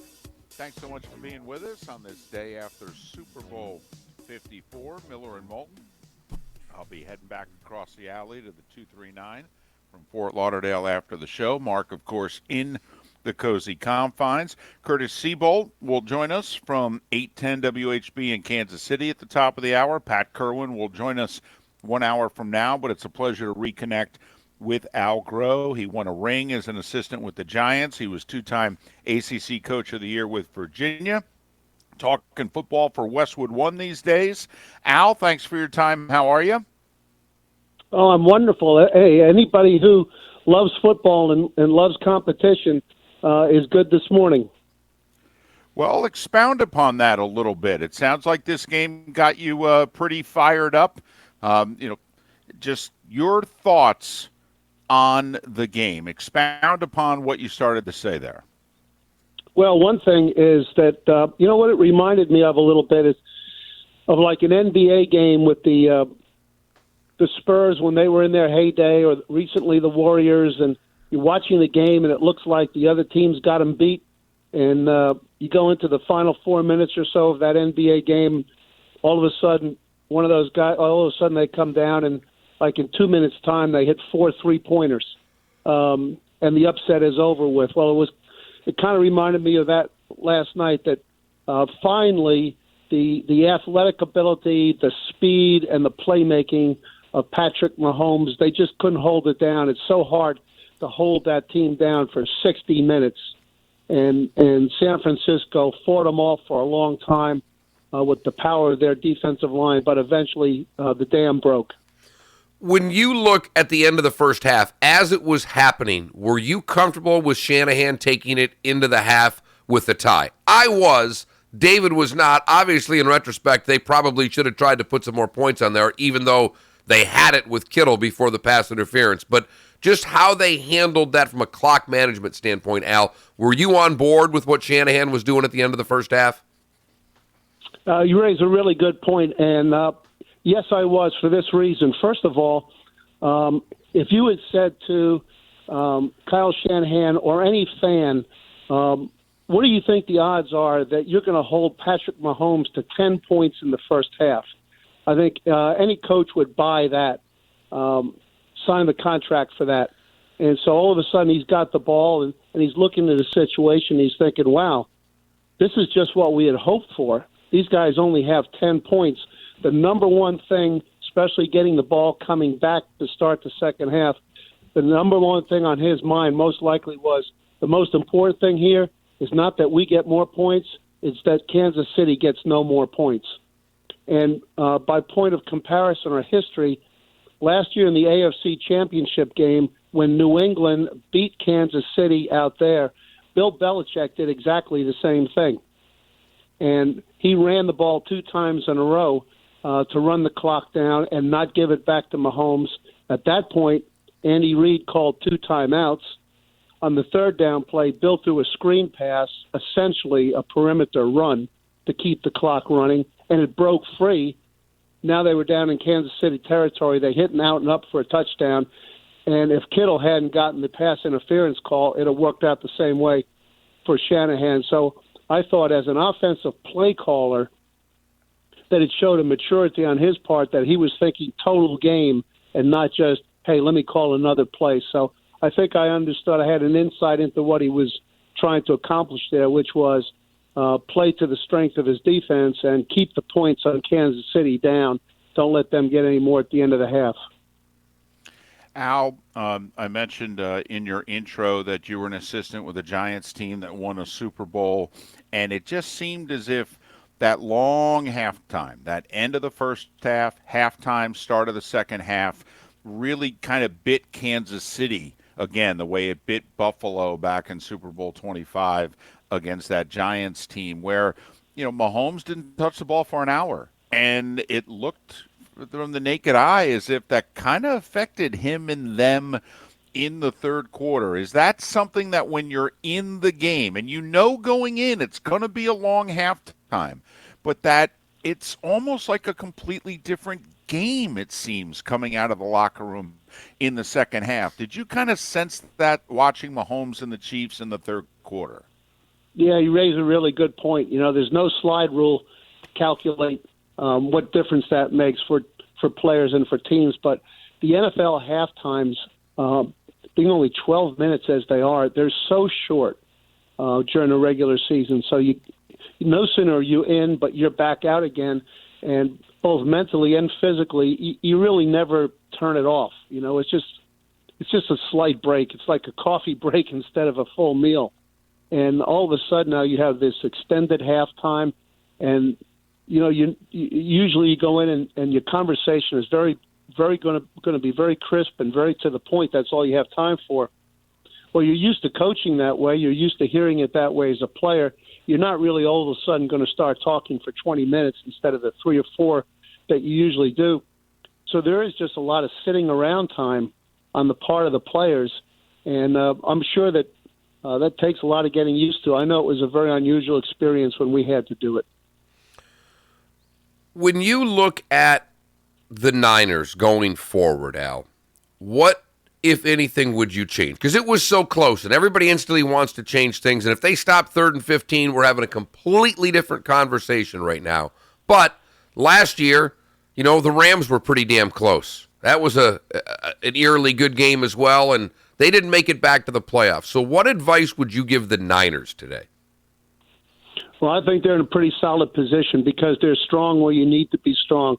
They got an outstanding, that's too mild a word really, an outstanding defensive line that can play the current NFL game, put pressure on the quarterback, and they can run the ball with authority.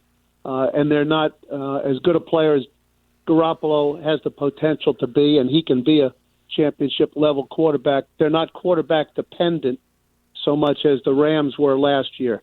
Yes, they had a good running game, but it was really all about the quarterback and the passing game. This team is not quarterback-dependent, as they showed in the 2 previous playoff games. So they're going to be right there for a while, and I think you're exactly right. This is not a time to change things or tear things down. They just had to make a couple plays there, and it was really the speed of Tyreek Hill. I guess you'd say if you can get a safety who's as fast as Tyreek Hill, and that's pretty impossible to do, then maybe that's the change you want to make. Well, Alan, you're a defensive guy, so I'm sure you've thought about this a lot. Arguably, those wideouts are the fastest collection of wideouts that a team has ever put together. Is there really any way to defend them other than how San Francisco did? Now, that's how their defense is built, but for the most part, they're a rush 4 team and play zone behind it, and go triple safeties if you can, play thirds. Is there really any other way to play that kind of speed? Because outside of trying to find 4 guys that can run 4 threes. Well, the issue with that style of play, and it certainly has been effective for a number of teams, but the issue with that style of play, if there's a play where that front 4 does not get to the quarterback, then with that kind of speed and the ability to stretch the field in both directions, from sideline to sideline and end zone to end zone, then there are going to be holes in those zones. And the long pass play to Tyreek Hill that really changed the whole momentum of the game, that was one of those circumstances. Rush 4, don't get there, and too much speed to contend with. That I thought was the key issue going into the game. And it was that Tyreek Hill play when they had not enough pressure on the quarterback, and then they finally matched speed up on a vertical route against Richard Sherman, which he can't play on that track team. And those 2 things, so I'm a little bit more a proponent of playing some man-for-man coverage, being able to double some guys, bring some pressure, and get more heat on the quarterback. So that's their style of play. They took them a long ways, but eventually it wasn't sufficient to win the game.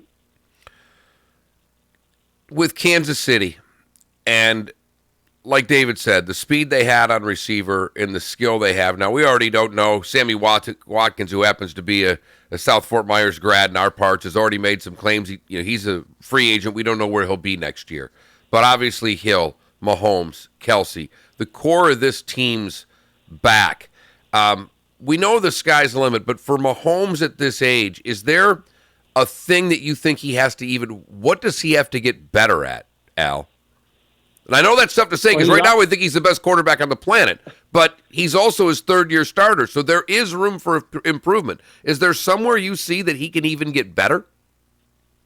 I think Andy Reid said it last night when he was asked the same question, so I'll use Andy's answer, and that is just exposure through repetitions and different games and experience where the players that get to the age level of experience-wise, say Joe Montana in his prime, Dan Marino, Tom Brady now, there's nothing a defense can show them that they haven't seen before. So now not only are those kind of quarterbacks beating the defense after the snap of the ball, a lot of times they're beating them before the snap of the ball, either by changing the protection, changing the route, or just knowing before the ball is ever snapped, this is what the coverage is going to be. Therefore, with the pattern that's called, this is where the ball is going to go, and now the ball starts coming out even faster. And with his delivery and the accuracy with which he can throw the ball, as he gets more and more looks, he'll become more and more dangerous, if that's believable. Al, you were a coaching lifer. Your sons have gone into coaching and have had success.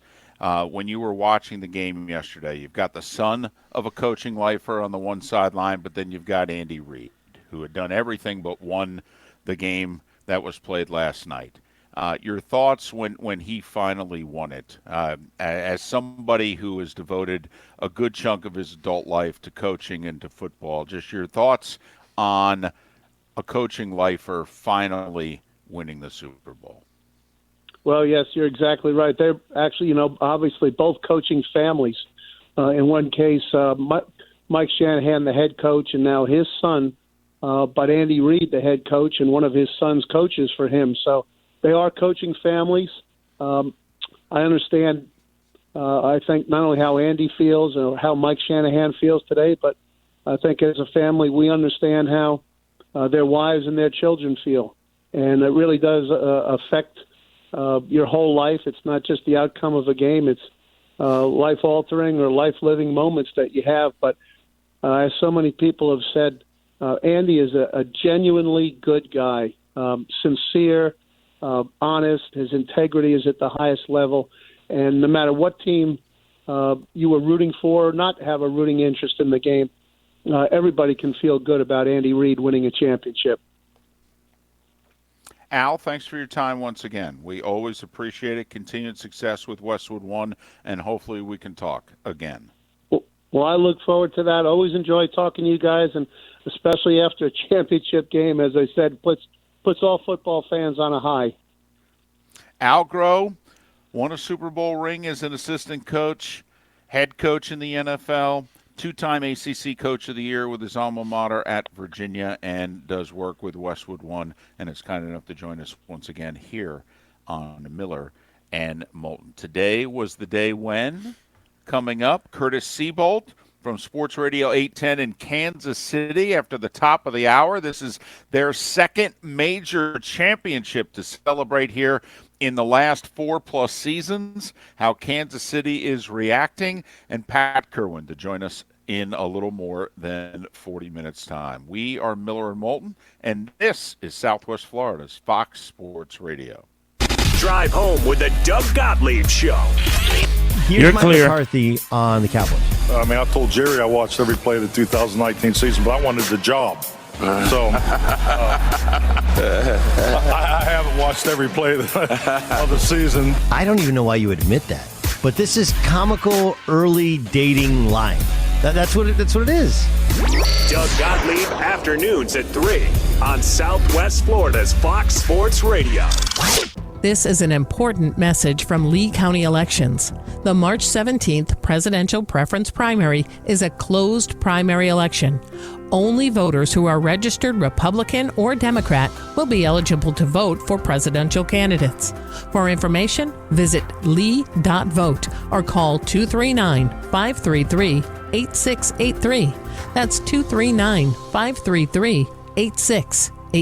Pool need a checkup? Call the doctor, the Pool Doctor. Hi, Dr. Mark here. LED color-changing pool lights can create an after-dark backyard oasis. Pick your color or select one of the light shows. You can see how dramatic it really is on our website. We're a family company, and for over 40 years, we've been doing business right. The prescription is the Pool Doctor for award-winning pool service, repairs, and unheard of $39 diagnostic calls. That's mypooldoctor.com or 239-574-1133. State certified CPC 057088. If a car dealer asks you for your tax refund, don't do it. If you've made a deposit, get it back.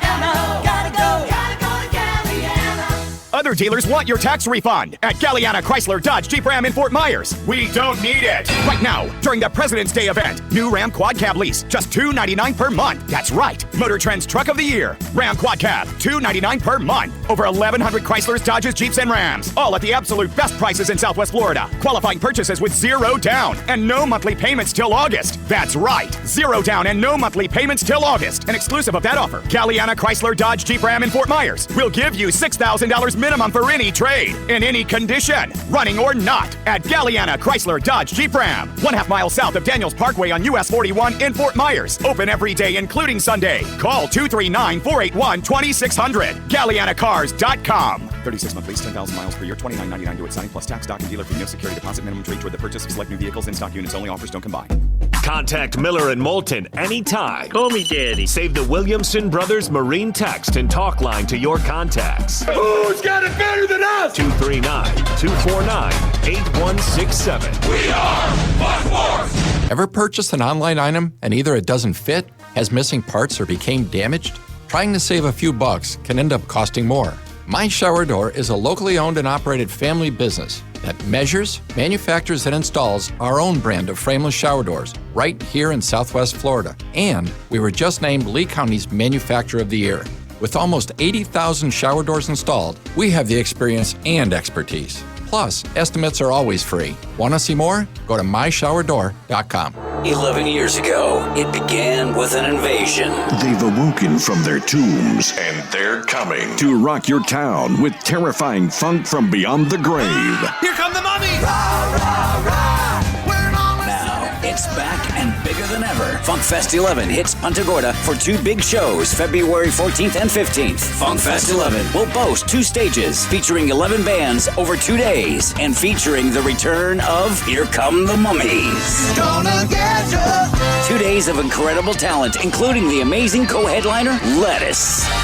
Also featuring Robert Randolph and the Family Band, The Main Squeeze, The Nth Power, Funk U, Voodoo Visionary, Joe Marcinick Band, guest starring Nikki Gillespie, Jamar Woods of The Fritz, and Tony Hall of Dumpsta Funk, Dr. Bacon, The Headtones, and Jamar Woods. It's FunkFest's 11th year, and it's a guaranteed good time, with a huge food truck and vendor village to keep you party. Get tickets and showtimes at funkfestpuntagorda.com. That's funkfestpuntagorda.com. Hi, it's Don Shula. Shula's Steakhouse is the perfect place for a perfect Valentine's Day evening. Make your reservations early.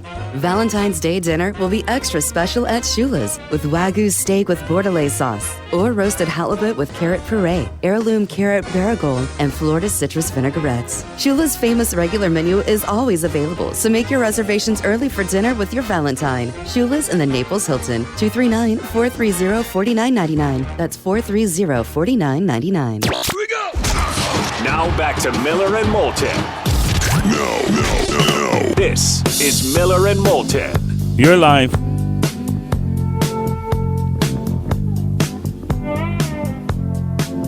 Minutes before 8 o'clock on this Monday after Super Bowl 54. Miller and Moulton, thanks so much for being with us. Southwest Florida's Fox Sports Radio will go live to Kansas City after the top of the hour. Pat Kerwin to join us in a little more than 30 minutes' time. But now, without further ado, today. Miller and Moulton's Today Was the Day When, giving you the history of today's date so you're a beacon of useless knowledge around the office. Useless, but a lot of fun to talk about. This is Today Was the Day When. Fox Sports Radio and FoxSportsFM.com.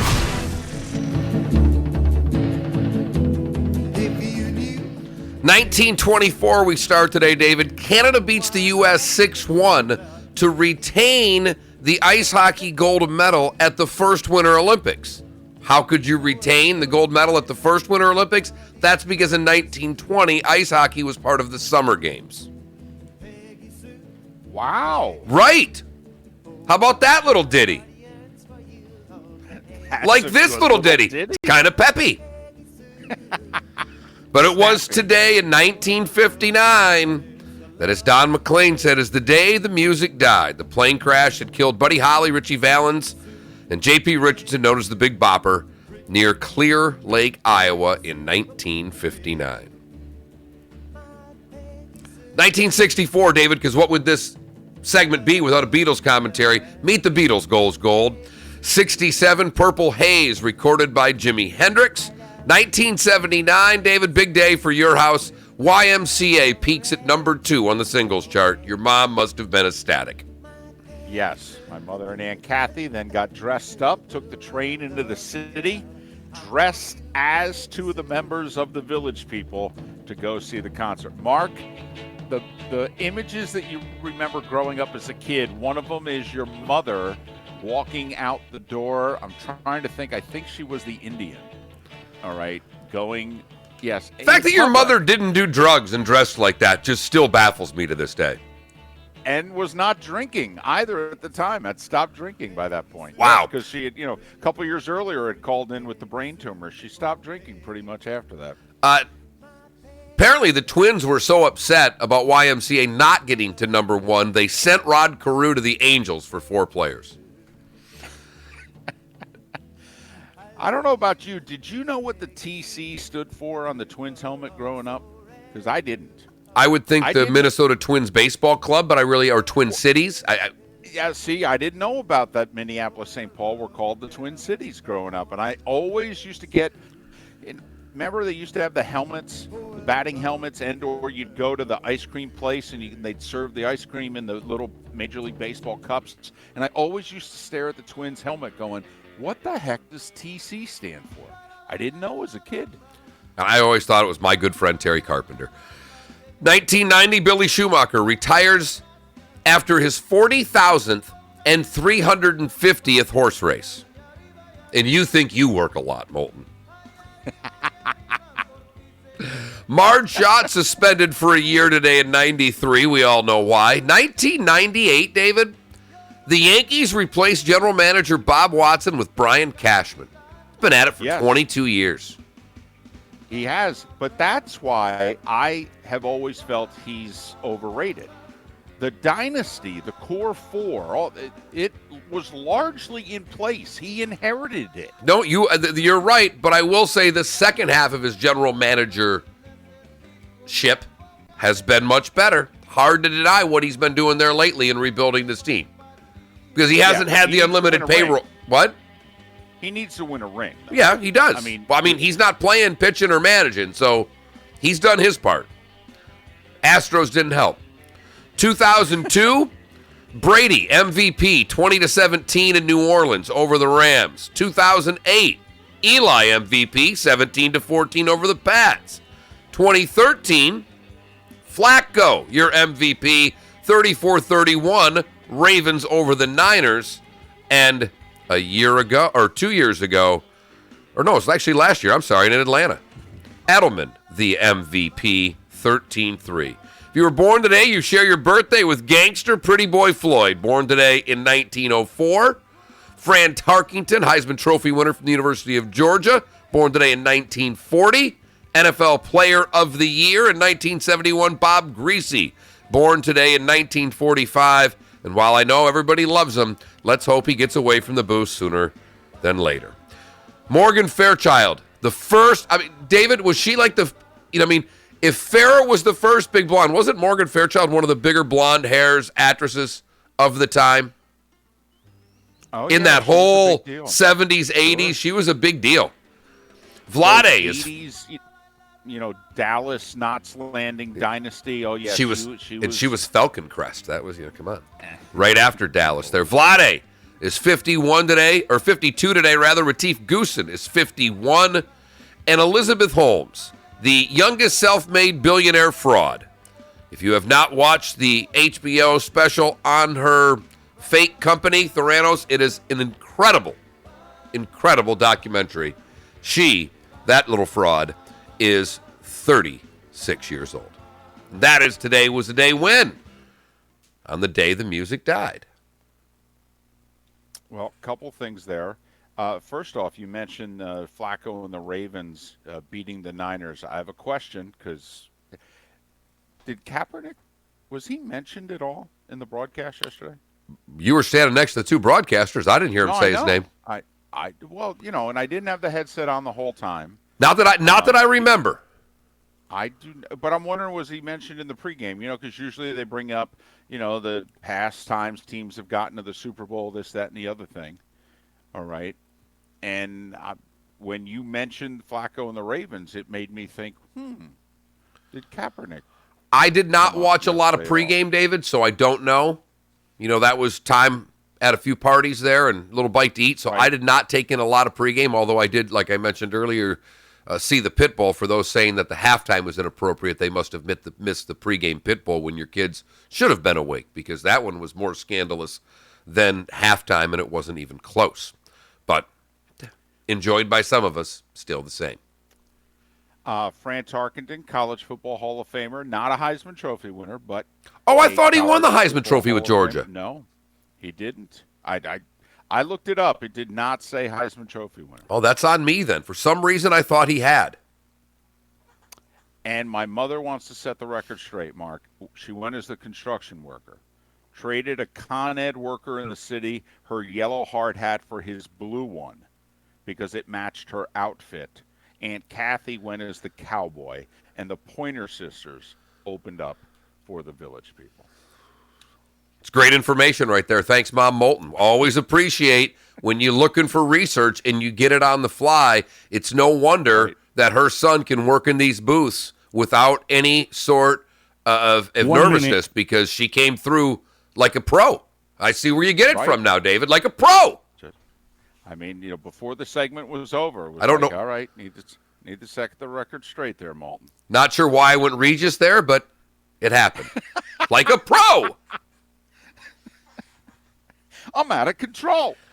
A lot of people asking about the commercials. We'll get to that probably tomorrow. I didn't think there were a couple that were very good. The Super Bowl commercial has jumped the shark because they're all out ahead of time. We see them ahead of time. And they were very serious last night, David. Very serious. Very somber and very serious. Oh, that's a bummer because we don't see them up in the booth. And that's a good thing. I mean, there was a couple good ones. The Bill Murray was spectacular for the Jeep. But other than that, Miller and Moulton. Thanks for listening. Fox Sports Radio, streaming at foxsportsfm.com. We are Fox Sports. You're clear. We're on the phone with our good friend Tim Meister, owner of the Floor Meisters in Naples. TJ, we hear you added several new TJ, did you think the commercials sucked too? Products at the store. Tell us more about that. We just ordered 5 new colors of Core-Tec for our stock. All nice, light, beautiful colors for Southwest Florida. That'll bring our total of 55 colors of Core-Tec in stock every day for purchase and take home. And it's not just the many colors of Core-Tec that you have. You also have other Core-Tec products as well. We also carry the Core-Tec Stone product. Looks like tile, looks like stone, but it's Core-Tec, so you get the softness, quietness, and the easy installation to go with it. We also have Core-Tec Wood. Look of wood, real wood, but with a more stable core for Southwest Florida's humidity. If you haven't been to the Floor Meisters, you really owe it to yourself to visit the store. 6281 Naples Boulevard, right next to Costco, or go online, floormeisters.com. That's floormeisters.com. Receiving. Over. Alexa, play Fox Sports FM on TuneIn. LeBron has shown his greatness. Kevin Durant's a better player. Sorry, I don't know that one. Smart speaker. Are we cheering for idiots? What's going on? Sounds more like a dumb speaker, am I right?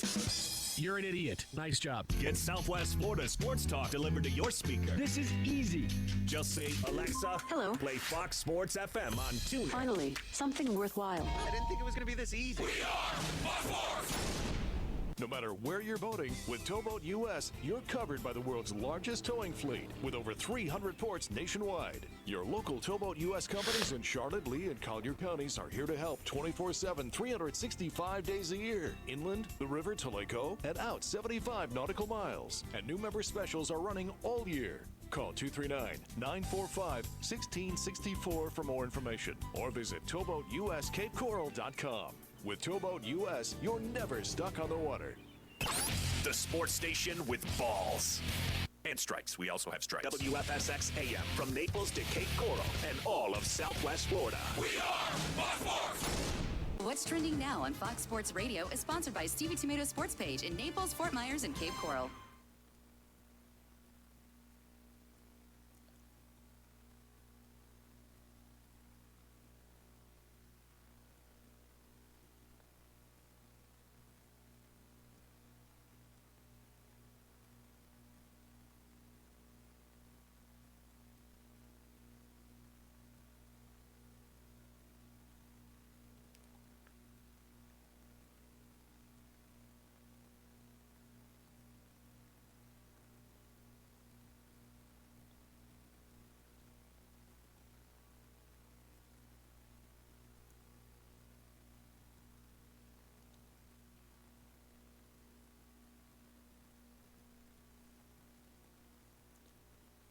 Trying to get your caller. There's only one way to wake up in the morning. How the heck are you? Yep, that's it. Miller, Shelter from the storm, huh? and Moulton. Yeah, sounds like a song. Southwest Florida's Fox Sports Radio. All guests appear on the Goldberg Noon Abraham Hotline. Goldberg-law.com. Oh, I like It's up to you now. It's up to you. I like it. Now, the best local sports show this town has ever heard. Here's Miller and Moulton. You're live.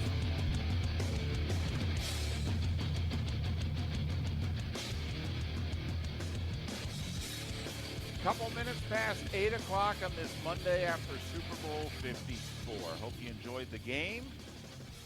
Thanks for spending some of your Monday with us here on Miller and Moulton, Southwest Florida's Fox Sports Radio. And I say I hope you Got your enjoyed caller. the game because obviously we're not going to have another one for a very long time, but it's going to be a much longer time that the Chiefs and their fans and the region celebrate this Super Bowl win. Curtis Seabolt of 810 WHB in KC is kind enough to join us. First off, have you gotten any sleep? Because, you know, your station started the post-game show, you know, when Westwood 1 signed off. So I'm curious, has anybody from Sports Radio 810, Curtis, even gone to bed yet? I caught a few winks last night. I came home from the party I was at and rewatched the last 6 minutes or so, those last 3 touchdowns, and because you never can watch stuff like that when you're around a bunch of other people. So I sat on my couch and I watched that, and then I looked at Twitter for a while, and I got to bed 1 a.m. Central Time, which was about 6 hours ago. And so not much. I mean, our station's been on the air the entire time, and it's similar to what we did when the Royals in the World Series in 2015. So, no, most of the people in this town have slept very little and are very happy to say that. Yeah, I'm looking at your Twitter page, and I love it. You've got a picture from October 10, 1980, and then another one from October 10, 2014. My guess is you're going to have to update that and have a 50-year gap between pictures on it now. But just talk about we break down the game. I get it, Curtis. Talk to me about being a Chiefs fan last night in the fourth quarter. What was that party like when the fourth quarter started? And just kind of walk us through the comeback from the eyes of a Chiefs fan. Well, it was very quiet. I'll preface this by saying that the year I was born, in 1966, my parents and my 2 older brothers lived in an apartment complex in Kansas City, a suburb called Raytown, called Somerset Village. It has happened. Several members of the Chiefs lived there during the regular season. Back then, you didn't have the money to buy a nice house here, the nice house where you lived in the off season. Legend has it Len Dawson held me as a baby, so I've literally been a Chiefs fan my entire life. Growing up, hearing all the stories about those great Chiefs, and I always wondered what must that have been like. And last night, I got to find out what that was like. And the party I was at was incredibly quiet, and I had actually written something to the effect of, Patrick Mahomes had picked a bad day to have the worst game of his short career. He got no help from his teammates, and he'll use this as fuel, and they'll be back in this game. And then 3rd and 15 happened. That play is going to go down in Chiefs history. There's a lot of them from this season, but that 3rd and 15, standing in the pocket, hitting Tyreek Hill for 40-some yards, then they punch it in quickly. All of a sudden it's 20-17, and you start thinking maybe they can do this, because the Niners are not the Titans of the Texans. This seemed impossible at that point. Then they get the stop. Okay, that was one more thing, and then they get in again, and suddenly, amazingly, they're in the lead. This is not a comeback that I saw coming. The first 2, maybe I saw possible. This, I didn't. And then to turn it around and get the stop on 4th down. And then when Damian Williams hit that hole, and you knew he was gone, that's when you knew, my God, the Chiefs are going to win the Super Bowl. And the place I was at just came unglued. What do the Chiefs mean, not just to Kansas City, but to the region? Because they've been a good franchise for a long time. They just were not a great franchise at any point during that time. and now it looks as if this is their time. But what do the Mm-hmm. Chiefs mean to the region? Probably more than a lot of teams in a lot of regions. I mean, the Midwest is a bit of a territorial mindset anyway. I don't necessarily prescribe to that, or subscribe to that, but that is kind of it's out here in the middle we get kind of forgotten about, and we talk about the liberal media bias or the elite, the coast. All you care about is New York and LA. But it goes beyond that. This team has been close a lot of times. For a team that hasn't won that many postseason games, there's been in that many postseason games in the last 30 years, there's been a lot of heartbreak. So what has happened, it isn't like the Bengals and the Lions haven't done anything, but they haven't really gotten that close. The Chiefs get there, and they've had good teams. They had good teams in 95 and in 97. And they had a terrible heartbreak. They had a great team in 2003. They couldn't make the Colts punt. They last year just kind of fed into that. And all year long, the fan base has thought, I know how this ends. And the first sign of trouble, regardless of how good they've been, the fan base has always felt, at least in my Twitter mentions, we've seen this before. I know how this ends. And I kept trying to tell people, you haven't seen it before with this kid. This kid's different. And if last year didn't prove it to you, this year should have, and to do what he's done the last 3 games, to come from 10 down or 24 down, 10 down, and then 10 down on the fourth quarter to win by double digits in all 3. Patrick Mahomes right now is the face of American sports in this country, and he plays for the Chiefs. He's not even 25 years old yet. So I think what this team has means to this city is a communal thing. But what last night meant was, finally, we can put some positive spin on something. Finally, we can have a happy, healthy heart instead of always thinking, I know how this ends. Well, now I know how it ends. It ends in a freaking Lombardi trophy. And this city, this town needed it so badly with this franchise because it's been so close for so long. And at least the last 25 years, or 30 years, actually, to get this thing finally, it probably means more to this city than it does to most cities. 50 years is a hell of a long time, man. Well, and as we've talked about, and as you said, Curtis, it's not, I'm a Michigan native. This is not the Lions. The Kansas City Chiefs aren't a good franchise. They're a really good franchise. They don't have a good fan base. They have a great fan base. And the fan base, unlike some other cities, Curtis, the fan base really has never waned, right? I mean, there's never been a spot where the Chiefs weren't the most important thing in town, and that I think what adds to this to the rest of us when you watch it and you say they never left their side. The Bengals fans left their side. The whatever fans, I mean, you can't put people, you can't sell at a Tampa Bay game unless they bring in a really good opponent, and then it's still 50-50 right now. Same with the Dolphins, and it's not like these teams haven't won Super Bowls and don't have history. Yet it's never waned in Kansas City, and that's just the type of fan the Midwest person is. So it is great to see. I want to go back, though, 3 years to the draft. When Mahomes was drafted, what was your show like the next day?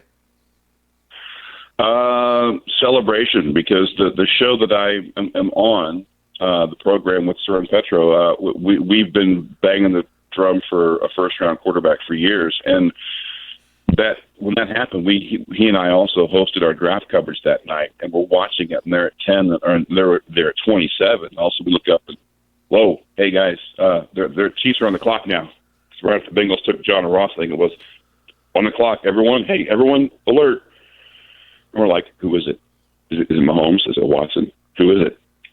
And boom, there it was. And we're just so happy. It was like, oh, that's the guy. That's the guy. Now, we didn't know he'd be what he has been, but we knew he'd be pretty good. We knew he had all the physical tools.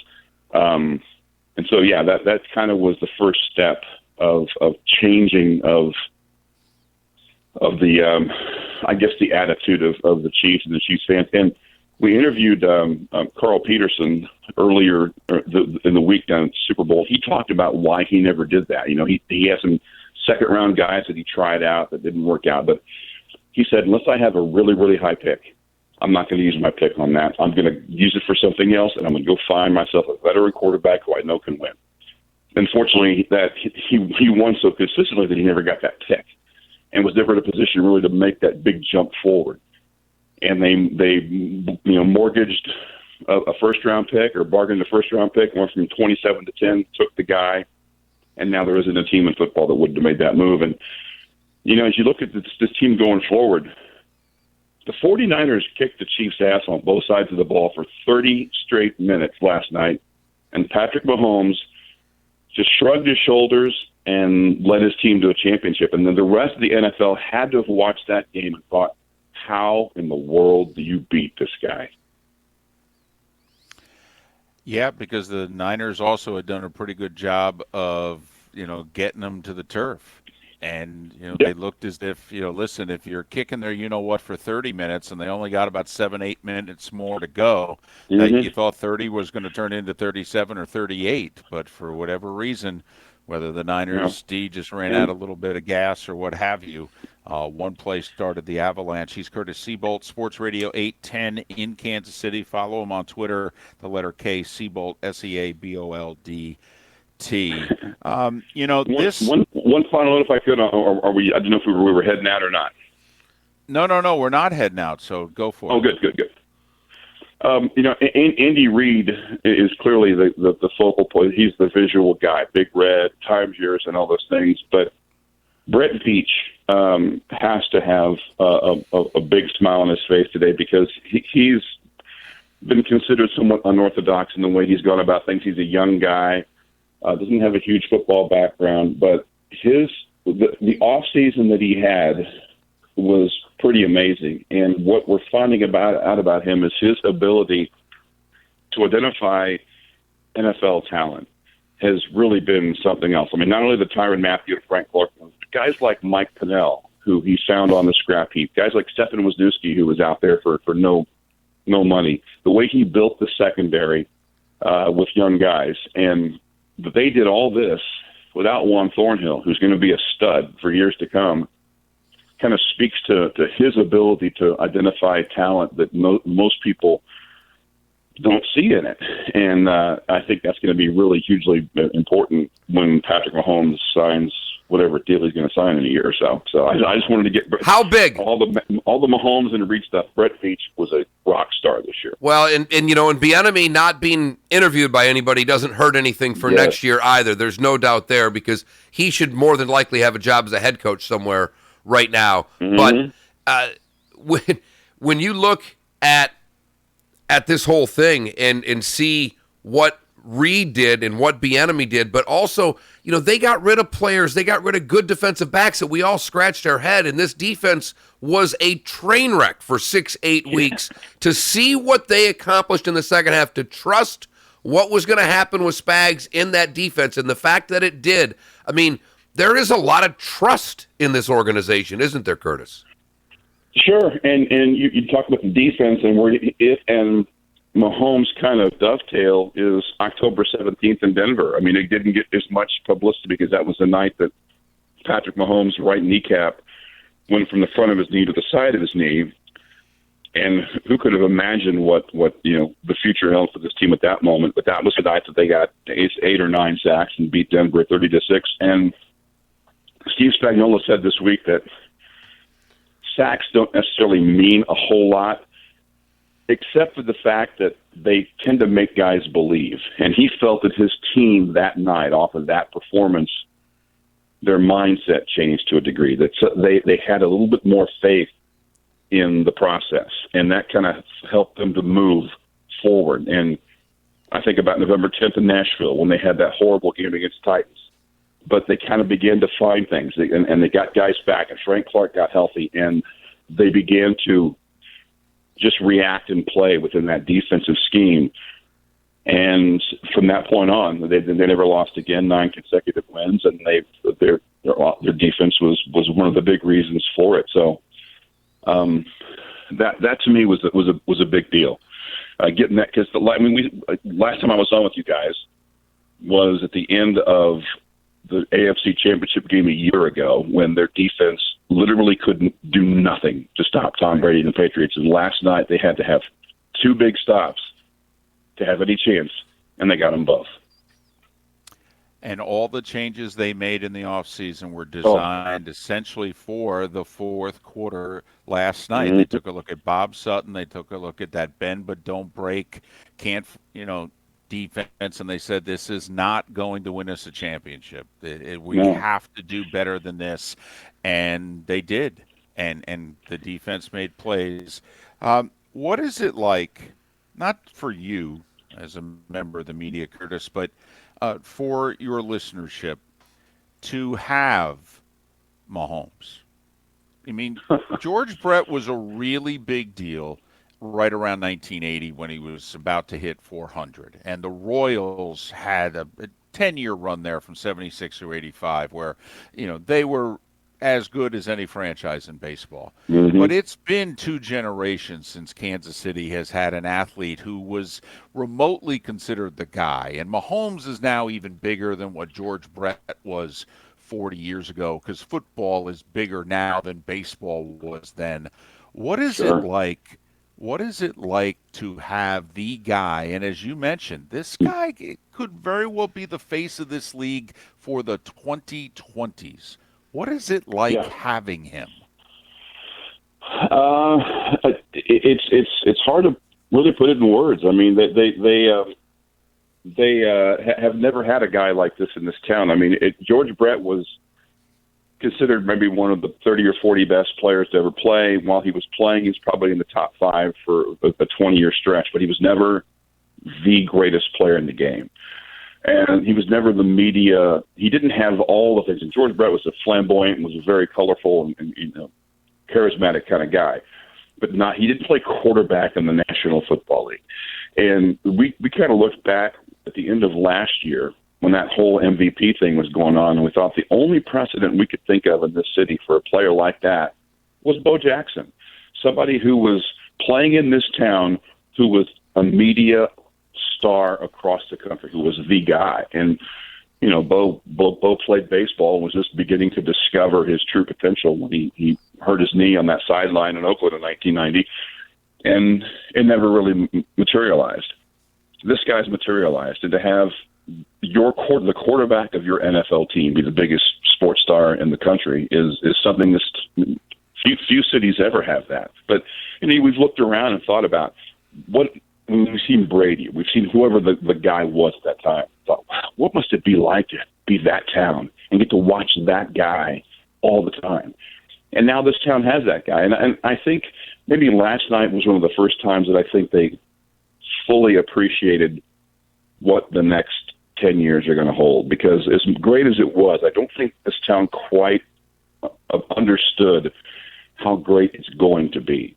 I think last night they know now how great it's going to be, because you get there and you win. What he showed last night in the face of what he had to face to get that championship tells you even more about him, I think, than we even knew as a player, as a tough guy, as a leader. The next 10 years, there's no limit to it, and this town's never seen that before. So what he means to the fans of this city is it's immeasurable, and he has saved a generation of Chiefs fans from that purgatory of but they're going to blow it in the playoffs. But this is going to happen. As I spoke about earlier. We know how this ends. And you know the other side, Curtis. We wrote a new ending last night. Yeah, he's turned another generation of Chiefs fans into believing this is what's supposed to happen every year. Yeah. I mean, that's the other part of this, because for anybody that's, probably in their young 20s and below, they're looking at this in a completely different way than you're looking at it right now. And we had Soren on 2 weeks ago when we said, how many? And he said, I think they'll go to 3 and win 2, including this one. And we talked a lot for the last 2 weeks. Aaron Rodgers went to 1, hasn't been to 1 since. Well, Mahomes got it done, and the sky is the limit. And we hope for you and for Kansas City that this is the start of something great, because we want to watch greatness. We've watched it for 2 decades in New England. Maybe we'll watch it for the next decade in Kansas City. Curtis, thank you so much for your time this morning. Enjoy the rest of the day. Enjoy all the time leading up to the parade. Hell, enjoy all the time leading up to next season, because it should be a lot of fun. Thanks, guys. Thanks so much. This is so much better than the last time we talked, and I can't wait to see what the next week brings. The parade on Wednesday, and they're expecting more than 1 million people. It's going to be cold, but it's going to be red down at the Union Station. So I appreciate you guys having me on. You bet, Curtis. Appreciate your time. Curtis Seabolt, Sports Radio 810 with our buddy Soren Petro in Kansas City. Follow him on Twitter, the letter K, Seabolt, Seaboldt.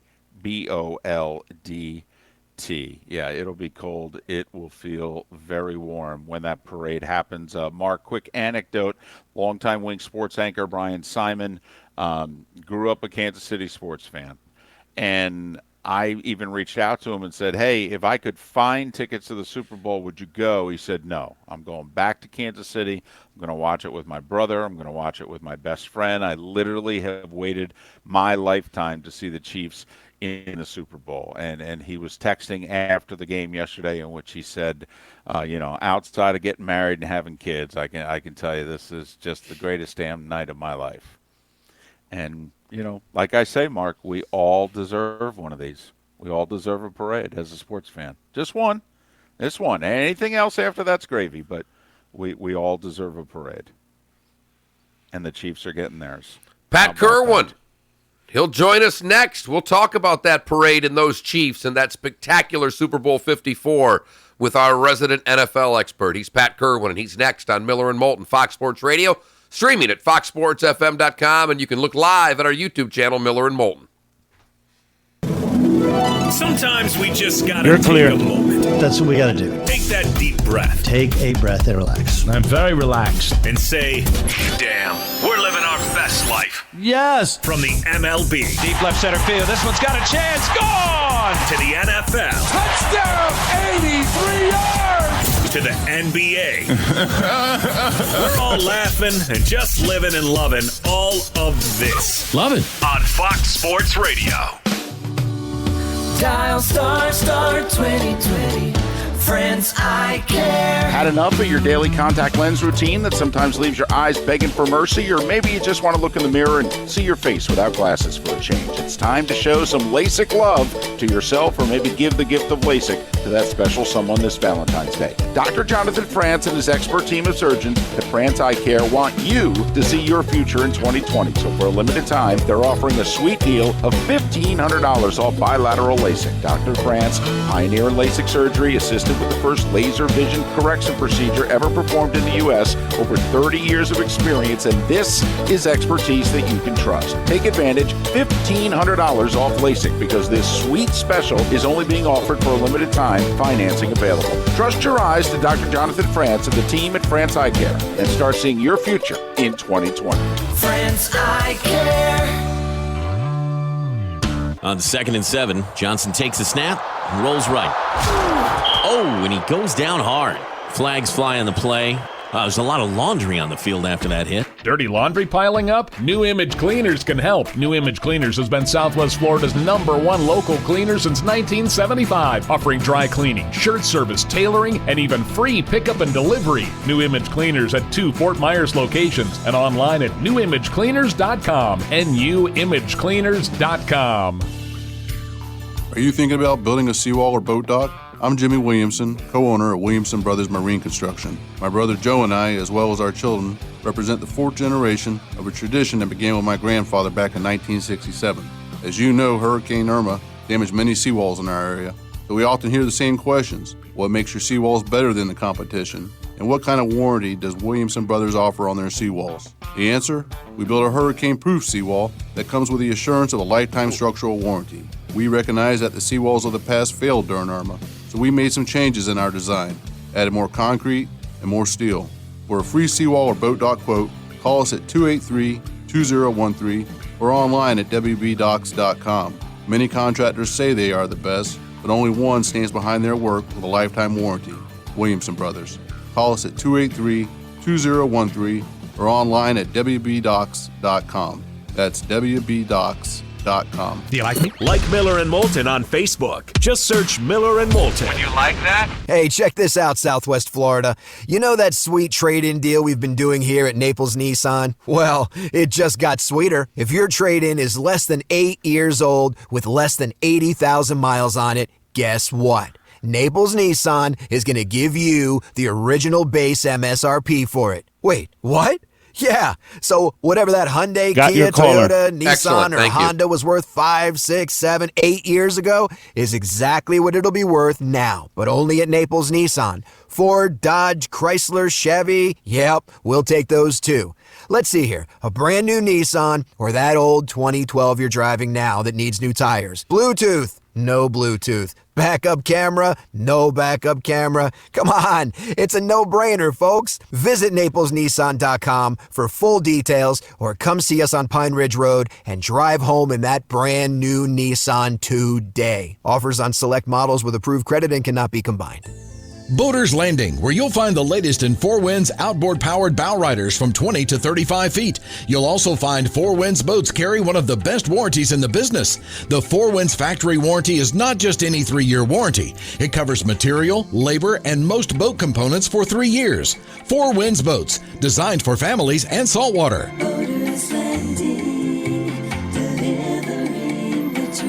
Boaters Landing, delivering the dream for over 30 years. Now back to Miller and Moulton. All right, now we're getting somewhere. This is Miller and Moulton. You're live.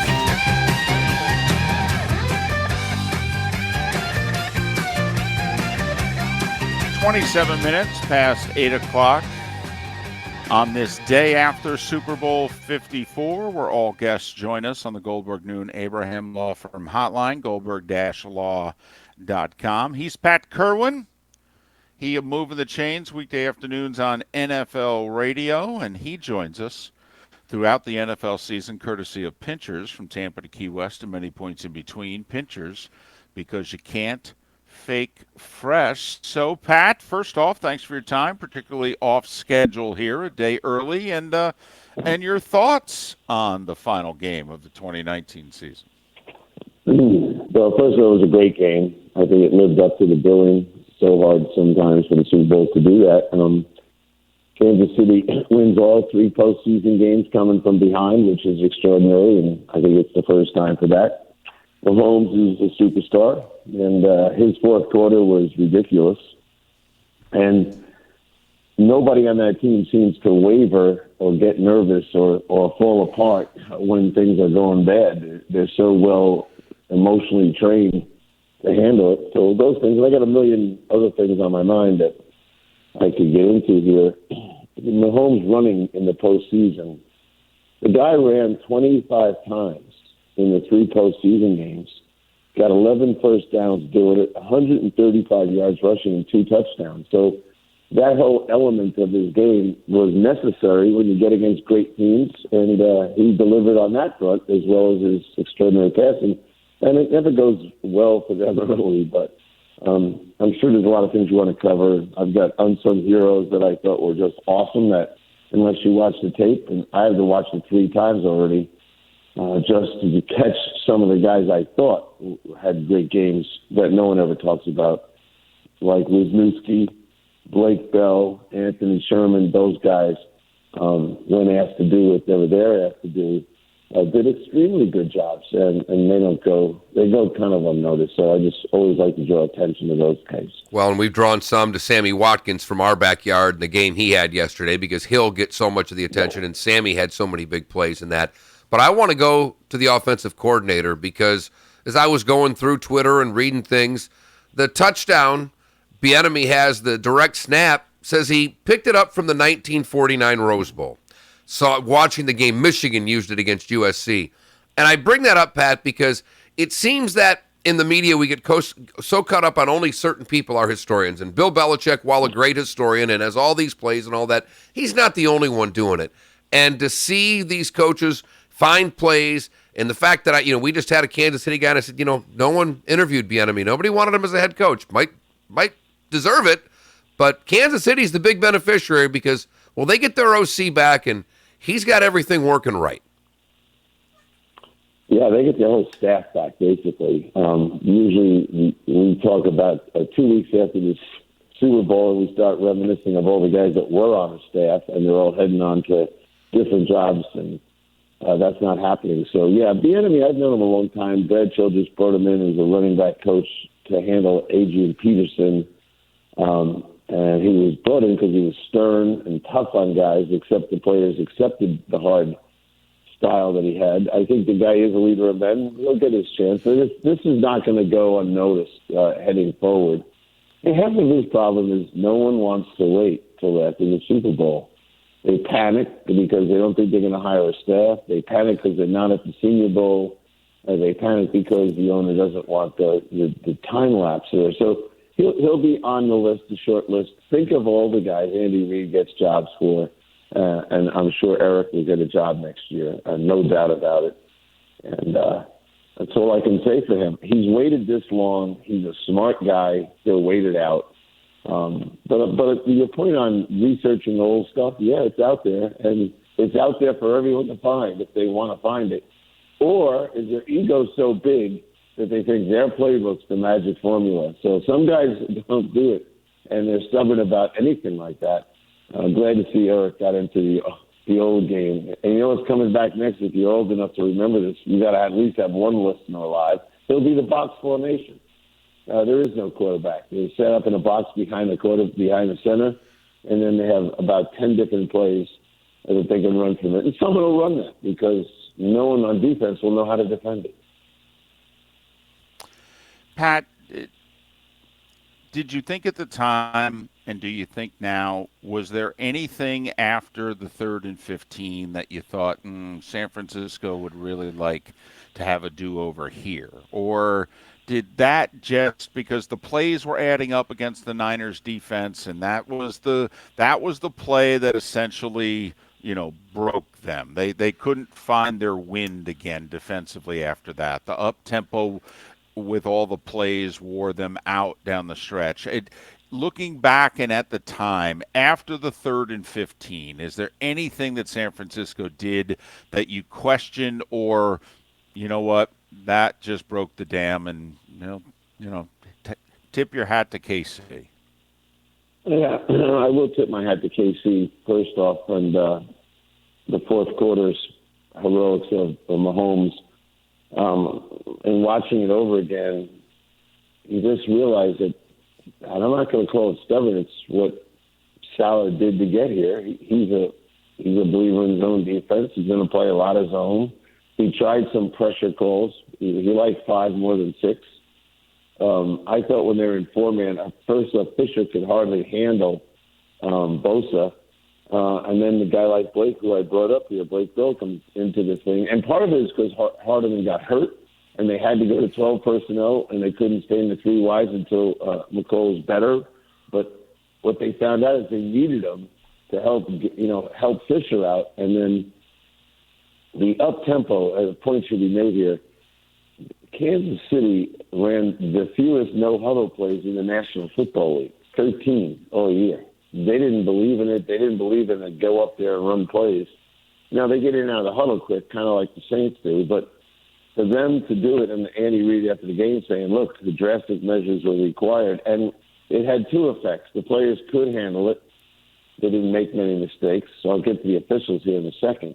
But, yeah, the play broke their back in a sense, but you know what? It was coming for a while, and every time they got into that 4-man rush in the fourth quarter, our friend Pat Mahomes was able to slide out, whether it was to the left or the right, and we all talked about this the other day. Outside the pocket, the guy's dangerous.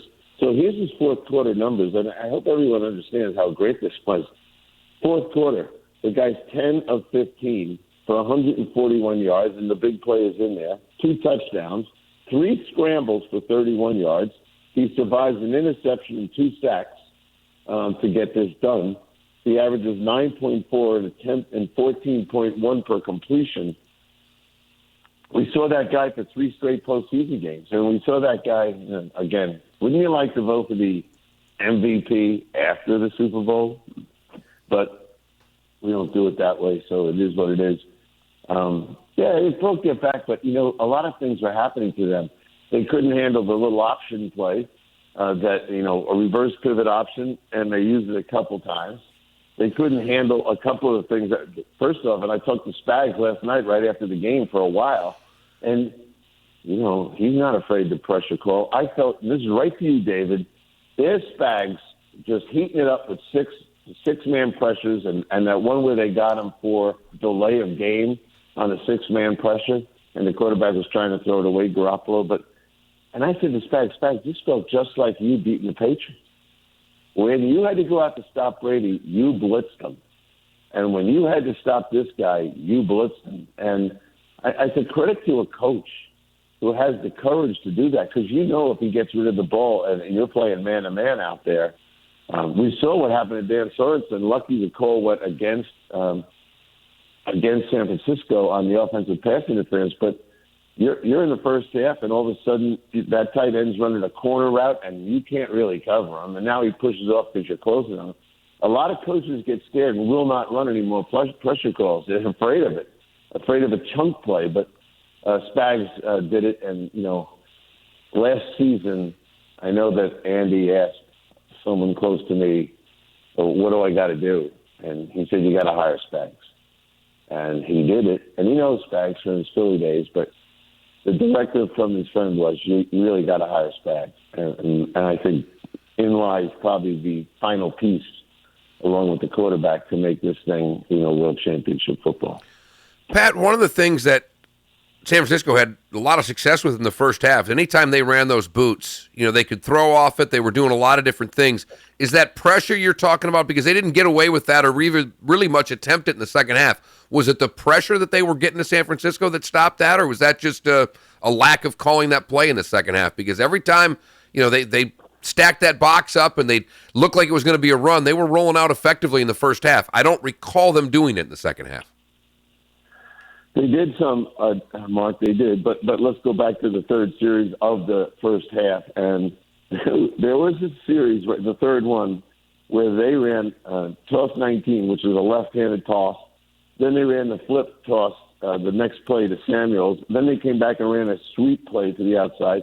And I asked Spags about it, and he said, look, they feel like when they watch you on defense that they're going to get something. And because – and I love coaches that repeat plays or repeat concepts.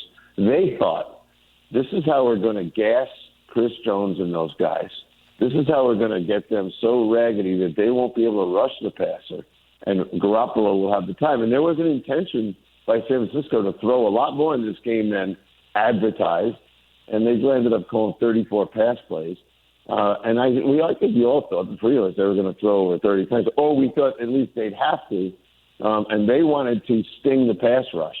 And there was a bit of a home on the outside. And they had about, as Jim Miller likes to say, Shanahan has 8 ways to do the same thing. And that's a compliment to him.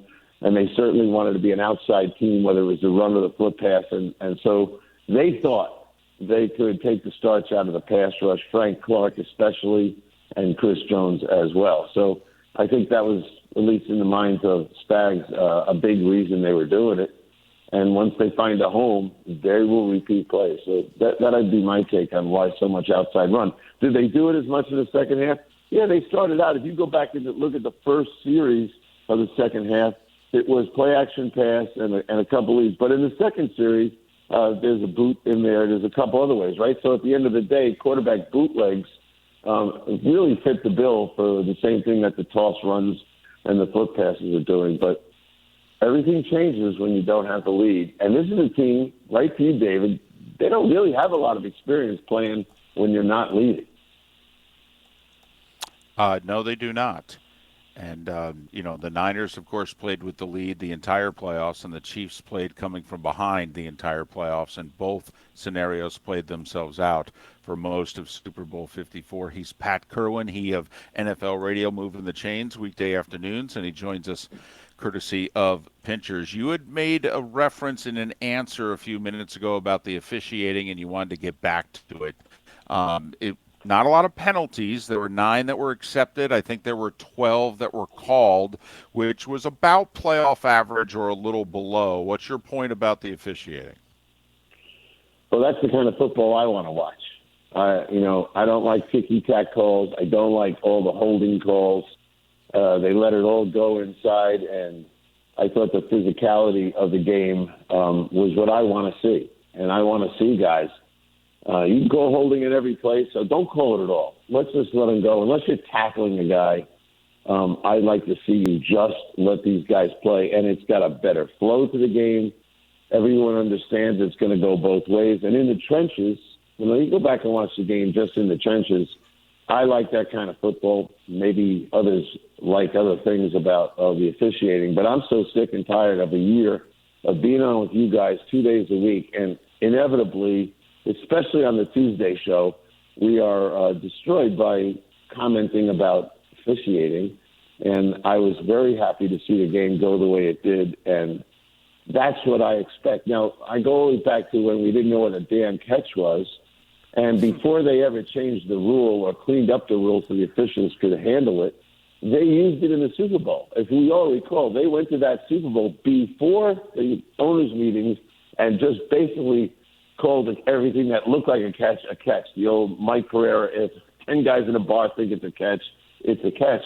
And I think in this game, I was living in fear, and I'll say this. I thought, remember, this was the first and probably the only Super Bowl where coaches could challenge non-calls. And this is a chance to ruin the game. Something blatant that the officials will turn around and say, no, that's not holding, that's not pass interference. And we discussed that all year. And the one challenge by Kyle was legitimate, and they changed the play, and that was a good thing.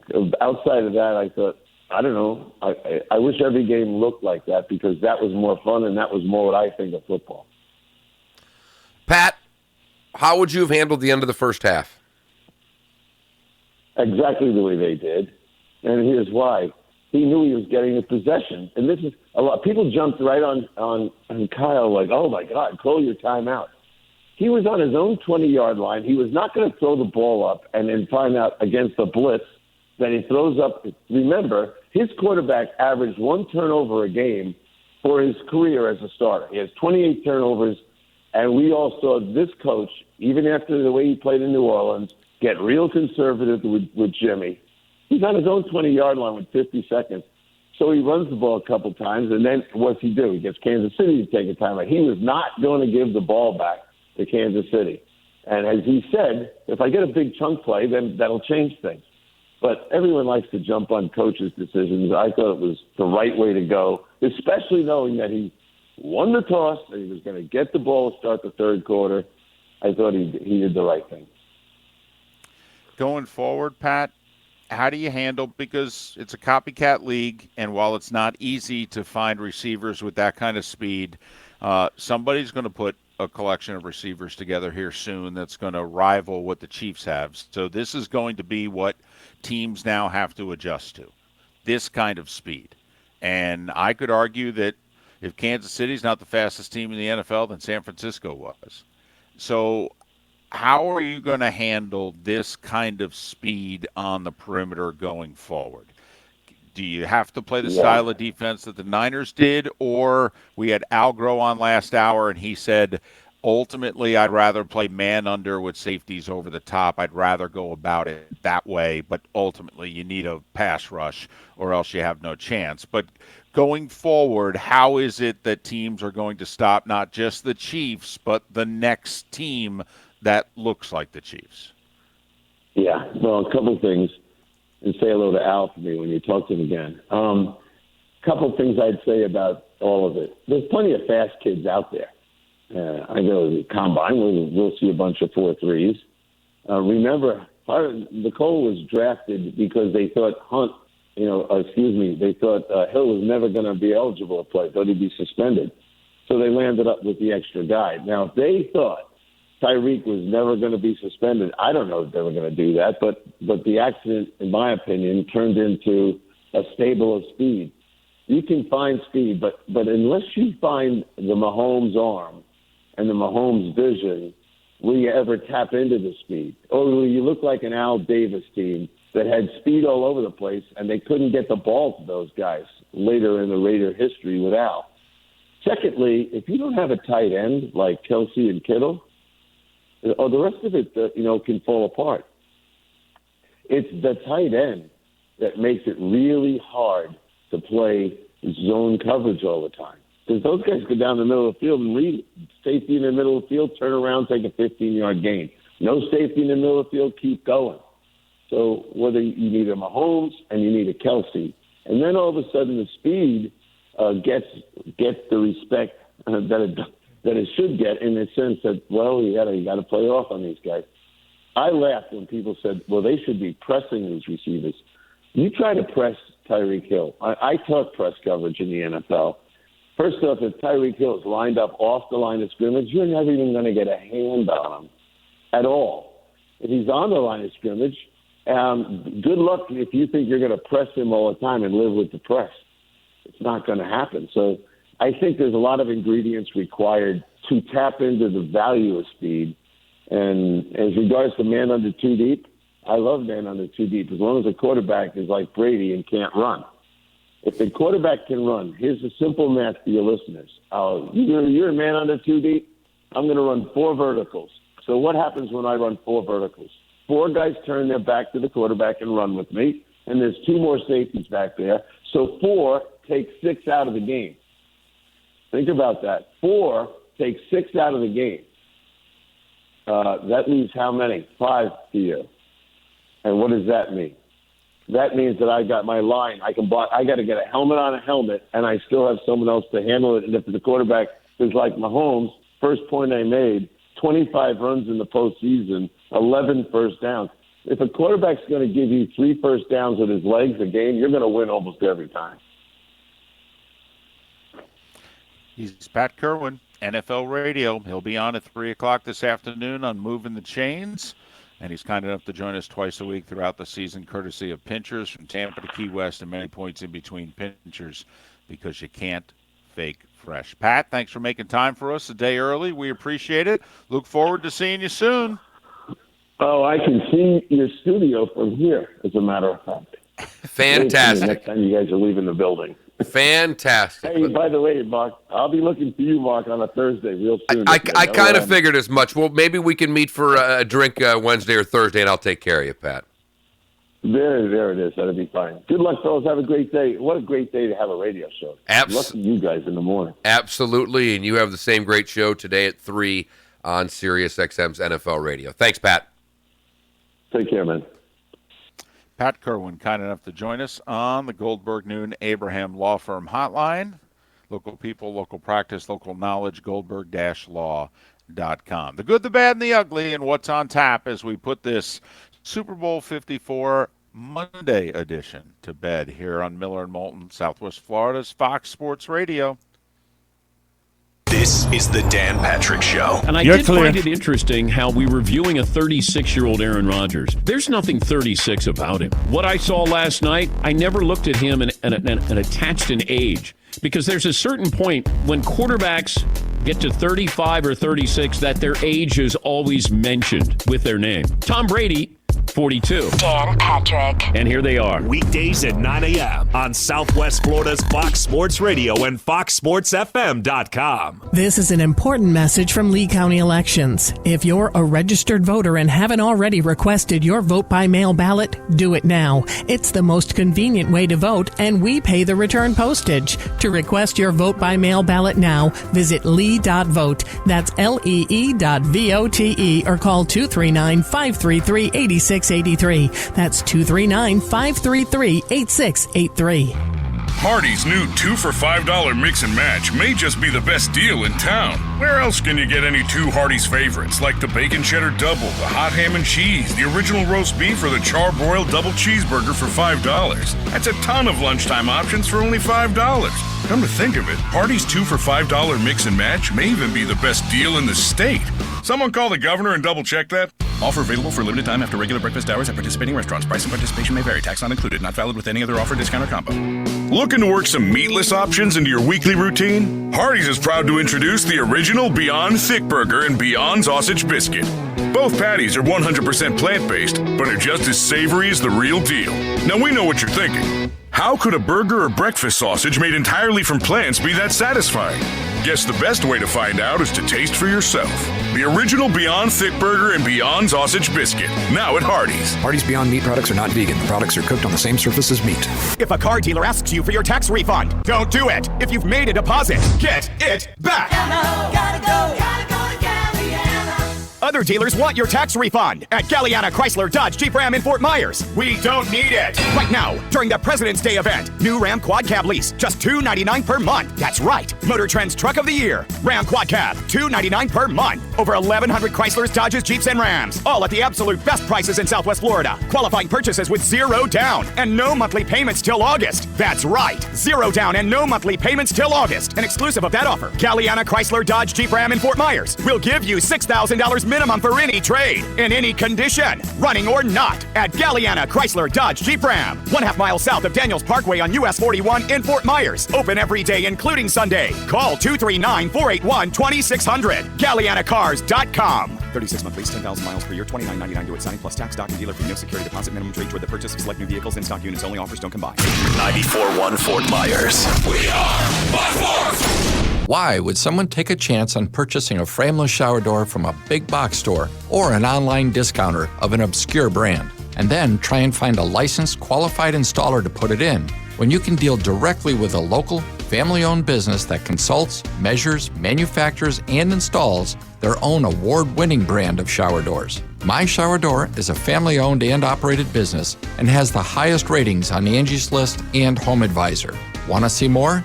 Go to myshowerdor.com. Hi, it's Don Shula. Shula's Steakhouse is the perfect place for a perfect Valentine's Day evening. Make your reservations early.